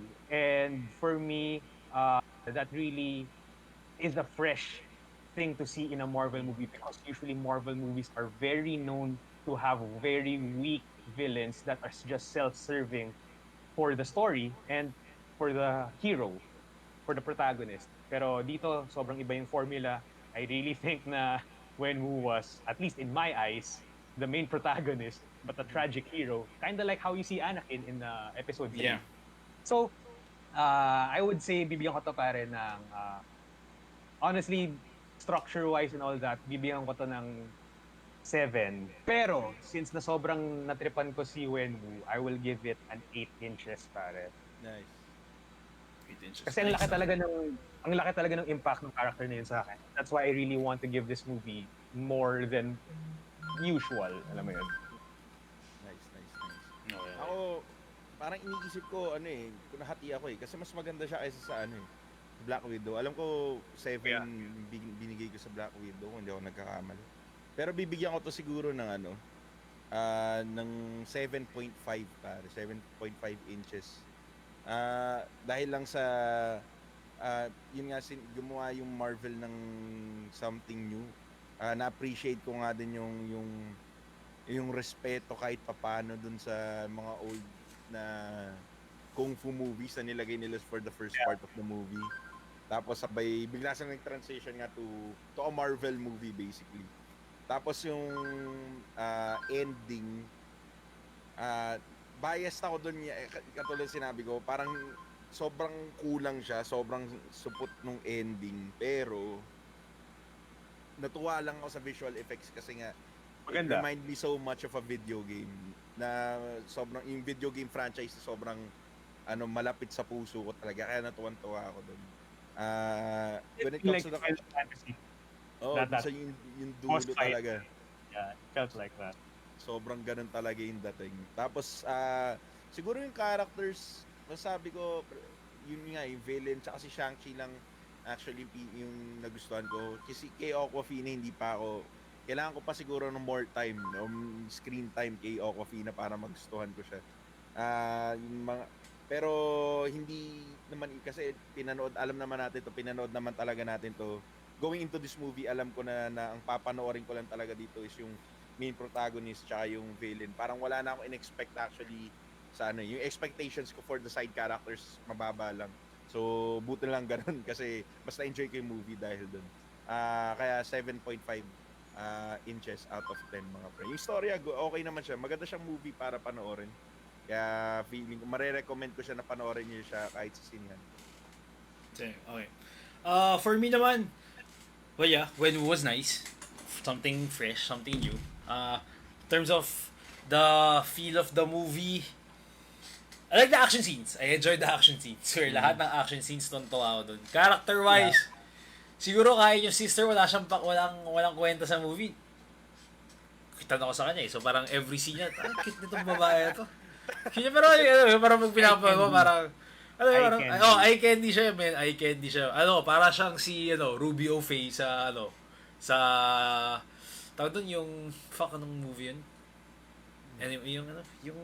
Yung Army of the Dead spin-off, what do you call that? Army of Thieves. Army of Thieves, yeah. Parang si Ruby O'Fay. Yeah, parang ganun yung effect niya sa akin na parang So for that, I have to give her 1 point. I have to basically bibigyan ko siya ng 1 point para doon. Automatic na yun. I enjoyed the movie. For me personally, yes, medyo malabo yung naging mythical stuff siya, pero ako na-entertain ako masyado sa kanya. Tuwa ako. Trevor, tuwa ako kay Trevor. Yung nga lang, medyo malabo. As in like, going in, di mo ina-expect na may ganun si Ten Rings. Kasi ang alam natin kay Ten Rings is all about government stuff. Alam mo, they're terrorists, technically, di ba? And the terrorists plus also the yung kung ano man yung beads, di ba? Yung rolling beads na nandun sa kamay nila. Yun ang alam natin. So, yung mythical stuff, for me personally, was it bad? It was bad for the story. Was it entertainingly good? I would say yes. So, it was really entertaining. The dragon, alam mo yun, the visual effects in that part. Baka siya! Pero, ang labo ako honestly, pagkatapos, diba yung, the forest. Let's not forget about the forest. Yung nagko-collapse yung forest. Hindi kalimutan yung yung maze na nagko-collapse. That was really nice. And also, yun nga, yung nanay na magaling siya magano. So, for me, the movie had its pros. Its cons for me were not if you just want to watch an entertaining movie na wala kang isipin not in a bad way na parang papatayin mo yung utak mo parang Army of the Dead. Pero I mean like yung ano ba kumbaga parang palalakpasin mo na yung mga bagay. I honestly would recommend you to watch this kasi ma-entertain kayo with the visual effects and just the overall fight scene. So, for me, ako ang ibibigay ko honestly dito since natuwa naman ako is an 8. A solid 8 for this one. Nice. It's this is one of the Marvel movies na masasabi ko na hindi siya elite pero hindi rin sa shit. Alam mo yun? Yes. However, it's not like parang a bypass movie na parang pag pinanood mo, sucks lang. No, it's more of like pag napanood mo parang, gago may maangas siyang mga scenes ha? Maangas yung drama. Maganda yung chicks. Okay yung villain niya. May mga medyo pero alam mo yun. Diba? Ano to pare? It's the Tyler Hero of Marvel movies. Parang ganun. So, I would say na parang it's above average, but it's not great. So, I'm going to put it at 8. Pero magaling siya. Diba? So, parang ganun. So, yun. I would give this an 8 as my talong rating. Okay. I agree. So, yung average score natin is 7.8. Round off na natin siya to 8, mga pre. 8 inches out of 10. Solid review. Feeling ko sobrang fair nung scores na binigay natin for this movie. Yeah, definitely. It's entertaining talaga siya. Kasi guys, kung kayo man, kung di nyo pa mapanood, we would say it's entertaining. Yes, may mga sinabi kami regarding sa characters. But if pinanood nyo, parang, hindi sayang oras nyo eh. I honestly, if you watch this, even in movies, pay like 300, the end of the movie, hindi ito yung masabi mo, tangin na sinayang ko pera ko sa oras ko. I would say. Yung mga characters, hindi sila parang, kumbaga, hindi sila fleshed out. Pero at the same time, hindi ka rin magiging disappointed kung bakit hindi sila fleshed out. Kasi, parang... Ito yung perfect naman sabi ko. Yung characters dito, hindi sila kasing shitty ng characters ng Army of Thieves. Yun ang masasabi ko.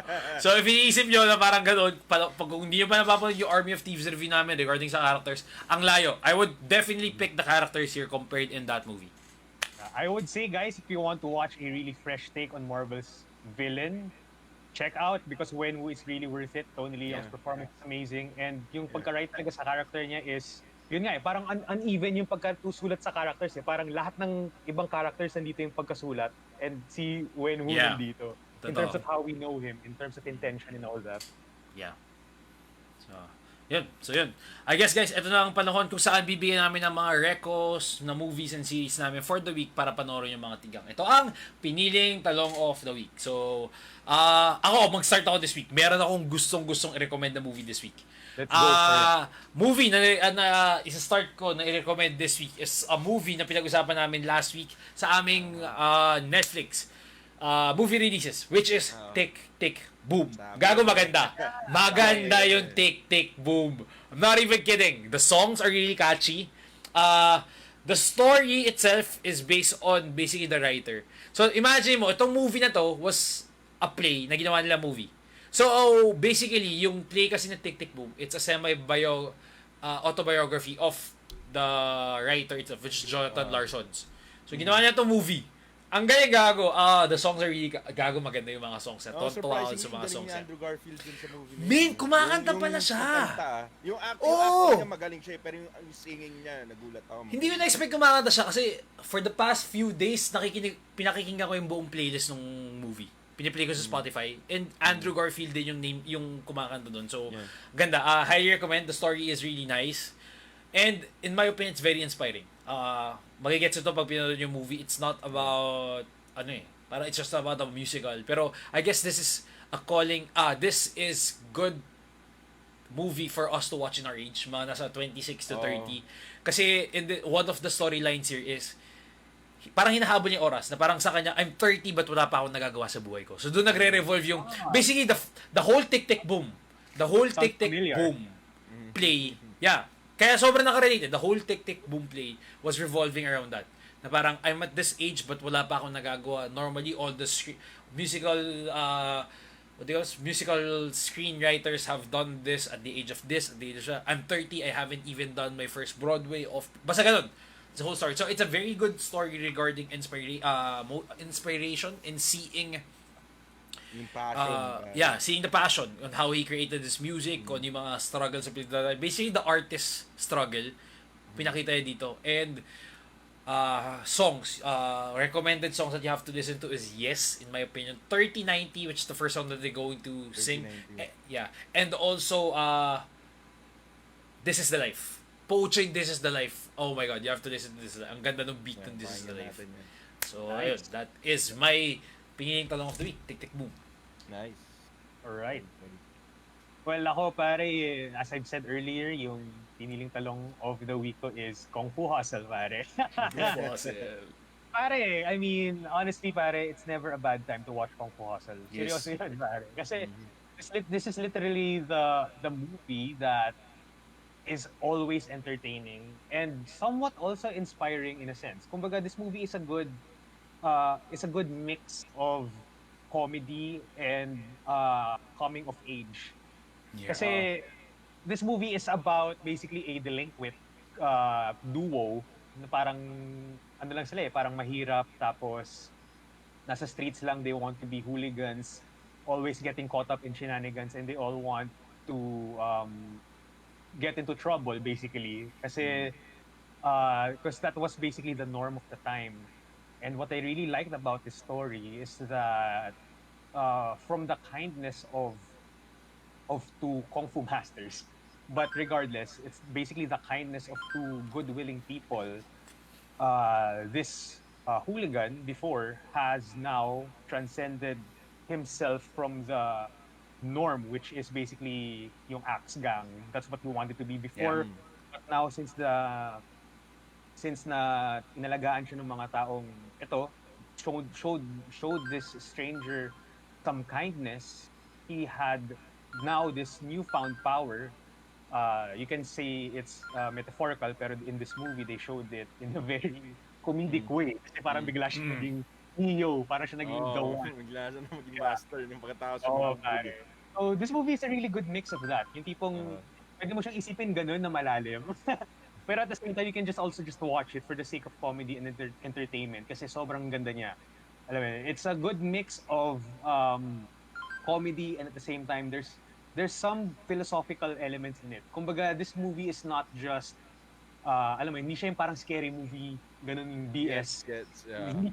Hindi siya empty calories. That's what I'm trying to Yeah. say. Alam mo, Totoo yun. movie has something to say as well. At least in meditation of being kind and transcending on your current darkness. Alam mo yun. So, Kung Fu Hustle, watch it, pare. This is really Nakakatawa great. nga talaga yan. Yung movie na yan, parang pag tin-translate mo siya, nalagyan mo siya ng Tagalog dub, gago gagana tong movie na to kahit Tagalog dub siya. Yung part dun na yung parang hinahamon niya yung buong village, gago. Tapos, yung tinuro niya yung nakasalamin, di ba? Di ba parang, di ba, nagsasalita ng Chinese, ganyan pa siya magturo. Tapos basically, pagka ginawa mo Tagalog dub, ikaw, yung mali dyan. Eh, putangin na, mumumpupo ka na dyan, hindi kita kailangan. Di ba? Parang, kaga sobrang bagay nung Tagalog dub pagka tinagalog dub nila yun. Sobrang nakakatawa yung Kung Fu Hustle. Solid. Siya eh. Gusto ko yun, naliligo lang siya eh. Tangina na sigawan pa eh. Yung sa Poso Negro. Yung nagsasapon siya, tapos napalo siya sa tenga, gago. Oo. Ina ka. Sasabukap By the way, pa. Nung high school tayo, shout out kay Albert Sabado. Gago siya yung sinasabi kamukha nun. Gago. High school tayo siya yung sinasabi. Kamusta ka, pre? Kung nanonood ka man. Yeah, pare. Kung Fu Hustle is really the best kasi yun nga, it's comedy pero meron ding hero's journey siya. So, sobrang Yun nga daw si yung dating Shang-chi, gago. Oo, di ba? The original 10 rings yun eh. The original 10 rings.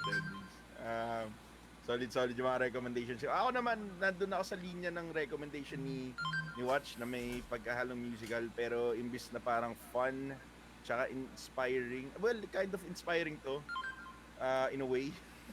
Pero at the same time, drama. I-recommend ko sa inyo yung A Star Is Born. Pinanood ko recently. Uy. Oh shit! Hindi ko pa Hindi ko pa napapanood. napapanood yan. Pare, sobrang nagulat ako dito sa storya na to na dinirect pala ni Bradley Cooper, pare. So, sobrang... I think he also wrote it, I believe. Oh, I mean, sinulat niya. So, parang nung pinanood ko tong movie na to, nung umaga, kasi sinabi sa akin ko may nag-recommend sa akin, sabi niya sa akin, panoorin mo yung A Star Is Born. Sabi ko, ako naman, pinanood ko. Sino nag-recommend? Akin na lang yun, akin na lang. Kasi Ayun na, sino lang. Kwento ko sa'yo. Sige. Maganda. Ganda, ganda. Okay. Maganda Maganda yung nag-recommend. Maganda yung nag-recommend o yung Pati movie? nag-recommend maganda. Pati nag-recommend. So, Ivan, naiyak ka ba? Naiyak ka ba? Dun sa ending, Hindi, wala akong alam sa movie to Okay, wala. Pero I know it's that kind of movie hindi ako Mahal mo na. siguro. Yung movie. Yung movie, mahal ko yung movie. Pero yung, ang tawag ko dyan, hindi ako naiyak, pero nalungkot ako. So parang, ito yung movie na to na parang hindi mo ine-expect kung saan dadalhin yung story actually. Sobrang nagulat ako kung paano nila sinabing storya, kung paano nila dinala yung characters sa kung saan sila dapat. And surprisingly, si Lady Gaga was very good in this movie, pare. Yung parang hindi ko in-expect na magaling siya mag-act. Nagustuhan ko siya. Although at times may parang kinukulang sa emotions. Kala mo hindi siya seryoso dun sa scene na yun. Pero yung performance na dinala niya bilang, kasi hindi mo naman siya nakita sa movies, man. Parang siya, pop star siya, diba? So nung nakita ko siya sa movie na to, gulat na gulat ako yung acting, sobrang galing. And Bradley Cooper, always amazing, pare. And favorite ko rin yung movie niya na American Sniper. Maganda yun. Maganda yung movie na yun. Yes. So yung kung paano niya, magaling na artista siya in a sense na nawawala talaga siya sa character niya. And the same can be said about this movie kung saan yung character na pinoportray niya, parang hindi mo iisipin na siya si Bradley Cooper from The Hangover or American Sniper. Ang galing talaga ng acting dun. Sobrang nagustuhan ko yung storya. And also the side characters were pretty good. Yun yung masasabi ko, man. So I recommend you watching A Star is Born, mga pre. Nasa Netflix siya. Hindi, wala na. Umalis na siya nung November 30 pala yung last. Saan napunta? Balikin mo, Saan napunta? Pabalikin mo, pare. Umalis na. Hindi mo mahal mo. Hindi mo mahal mo. Tinanggal na. No November 30 pala yung last day. Sakto yun. Kasi the day before ko siya napanood. Pero, Grabe naman yung nag-recommend sa'yo. Ang galing. Bago pa. Sobrang galing. Bago pa mawala. Glad. Ganda. Saka magaling, no? Magaling. Maganda tsaka magaling. Mahal mo na yung movie. Mahal ko yung movie. Yan. Ayun, so guys, yan ang aming piniling talong of the week. So, if you have any comments or thoughts about sa mga movies na nirecommend namin, guys, do hit us up in the comment section pag nilabas namin yung post or dito sa comment section. Yan. So anyway guys, yan ang aming episode 36. Maraming salamat. Sinamahan nyo kami. Pasensya, nagkaroon kami ng technical difficulties at medyo na late ang aming stream. Hopefully next week we're back to our Tuesday scheduling. Si Ivander nag-out of the country. Kaya medyo nag-move. Nagbakasyon lang naman. Okay lang naman yun. So medyo nagbakasyon. Mahal mo na. Yung bakasyon. Yung movie. May special place sa akin yung sa puso. Special. Yeah. Hindi pa naman masabing mahal, pero may special place. Yeah, tama yan. So hopefully, sa puso. Baka sa iba yan. Sa puso, ha? Sa puso. Hindi sa Shang-chi. Hindi sa 10 inches ni Shang-chi, ha? Hindi. Ayun. So anyway guys, maraming salamat. Sinamahan nyo kami sa episode 36 namin ngayon. Kaya ito, mag-outro na kami. Alright guys, thank you for tuning dito sa episode 36 namin ng Shang-Chi. At sana magustuhan niyo yung recommendation namin. And kung meron kayong comments about that, let us know sa comment section below. And at the same time guys, it's me, Flick Friends. As usual, if you want to see my content, nagre-review ako ng mga movies and series sa channel, sa page ko here in Facebook, at Flick Friends. Doon din ako gumagawa ng mga memes, kung trip yung mga ganun bahay, mga kalokohan doon. At the same time, I also do fitness content in YouTube at Fit Friends. That's where I do generally my fitness content, where I review fitness equipment and fitness supplements and everything under the sun regarding fitness. So that's Flick Friends for kalokohan and Fit Friends for kalusugan. Guys, thank you again for tuning in. Sorry again sa technical difficulties, but we'll see you again next week. Ivan, kumusta? Kamusta mga pre? Ako si Evander, si Sound Streamer ng Talong Gaming. Sabi ni paring Robin, Boss Evander, kailan next stream? Alam mo, nakakailang sabi na ako ng next week, pero gusto ko talaga next week na talaga ako mag-stream. Mga pre, gusto ko nang bumalik talaga sa streaming. Hindi ko lang maayos tong lecheng mga templates ko. Kasi hindi ko alam kung bakit hindi ko siya magawa. Tinatamad ako ulitin na siya. Alam mo yun, nagawa mo na sobrang daming animations dun sa putang ina-stream. Tapos uulitin mo lahat yun. Yeah. Dahil sa na-delete yung hard drive. So parang bigla akong nawawalan ng gana gawin yun. Pero gusto kong bumalik. Nakakatawa nga nun. Dapat mag-stream ako nung anniversary ko ng kasi nung November 19 yung anniversary ko ng streaming. Pero Sana all. pero hindi ko na siya natuloy dahil nga doon sa mga pangyayari. Pero yun nga mga tol, abangan nyo na lang ako sa page ko sa fb.gg/I'mEvanders para malaman nyo kung kailan talaga ako mag-stream. Wag na kayo magtiwala sa sinasabi ko next week. Mag-follow na lang kayo para pagka nag-follow kayo, manonotify kayo kung kailan ako nag-live. Madalas nilalaro ako ng mga story-focused single-player games. So, kung trip niyo yung mga ganong klaseng games, panoorin niyo yung mga videos ko. At the same time, may mga highlights ako ng mga gulat highlights ko doon. Kaya kung gusto niyo ng mga taong nagugulat, tsaka mukhang tanga sa stream, panoorin niyo yung highlights ko mga pre. And roll. Alright, so ako naman, for me, you can follow me on Instagram. It's at KGKawachi. And also what do you call this? On my other page, Gio Kawachi, and also in this page, watch. Sorry, medyo distract ako guys. I-announce ko lang, PGL, Team Secret. Panalo sila ng first game, first round. So, 1-0 ang Team Secret ngayon sa Team Gambit. So, yes, after ito, baka, well, sa amin, sa mga barkada ko, mag-watch stream kami. So, leading ang Team Secret ngayon, 1-0 sa Gambit. Next Oh yeah, baka magano. Ito ngayon, next game. So, best of 3 to 1-0 na sila ang Team Secret ngayon. So, lipat tayo sa Discord. Yeah, lipat tayo sa Discord. Ang next match, Breeze. So yun guys, support nyo ang Team Secret, which is basically our Philippine national team sa Valorant. Anyway, you can follow me at Instagram sa KG Kawachi, also my page, Gio Kawachi, in this page. Next week, babalik kami for another episode of Tambayang Talong, episode 37. I'm not sure if kaya ko mag-watch sports next week. Baka may gawin ako since it's Monday. So, I'll do check out, but guys, keep on posted. Also, don't forget, Suzuki Cup, AFF Suzuki Cup, guys. Ascals is already competing. Magsa-start ang tournament December 5. Ang game sila would be December 8, December 11, December 14, December 18. First game natin is against Singapore next Wednesday. So if you guys could check it out, I'll find a way kung pwede ko siya stream. I think it's illegal. So, but I'll find a way to pwede ko stream. Baka via Discord. So if ever you guys are interested to watch the AFC Suzuki Cup and support the Philippine national football team, which is the Ascals, well, I would gladly love to see you in that stream. So, that's it for us here in Tambayang Talong. Thank you so much, guys. We'll see you soon and take care. Have a great evening. Wait, Bye-bye. sabi ni Parang JM pala, worth the wait. Yung discussion daw natin, dapat monetize na yung page na ito. Great talk as always. Shout out sa Zero Hour Discussions. Yes, 0 hour discussions. Mamomonetize. Lagi na support din ni Parang JM. Yeah, oo nga eh. Maraming salamat. Watch, monetize na natin to. Hindi, i-monetize na. Hindi, i-monetize natin yan, guys. Maglalagay na kami ng Gcash soon. So, through Gcash na lang ang monetization natin. Hindi lang yung joke. Wala eh. Ang hirap sa Facebook eh. Basta yung Gcash namin, ilalagay namin dito. Mag-send na lang kayo doon. Wag stars. Bigyan nyo kami ng ube. Gcash Mga para ganun. direkta sa Oo. creators. Oo. Direkta na. Wala na. Bigyan mo kami ng ube.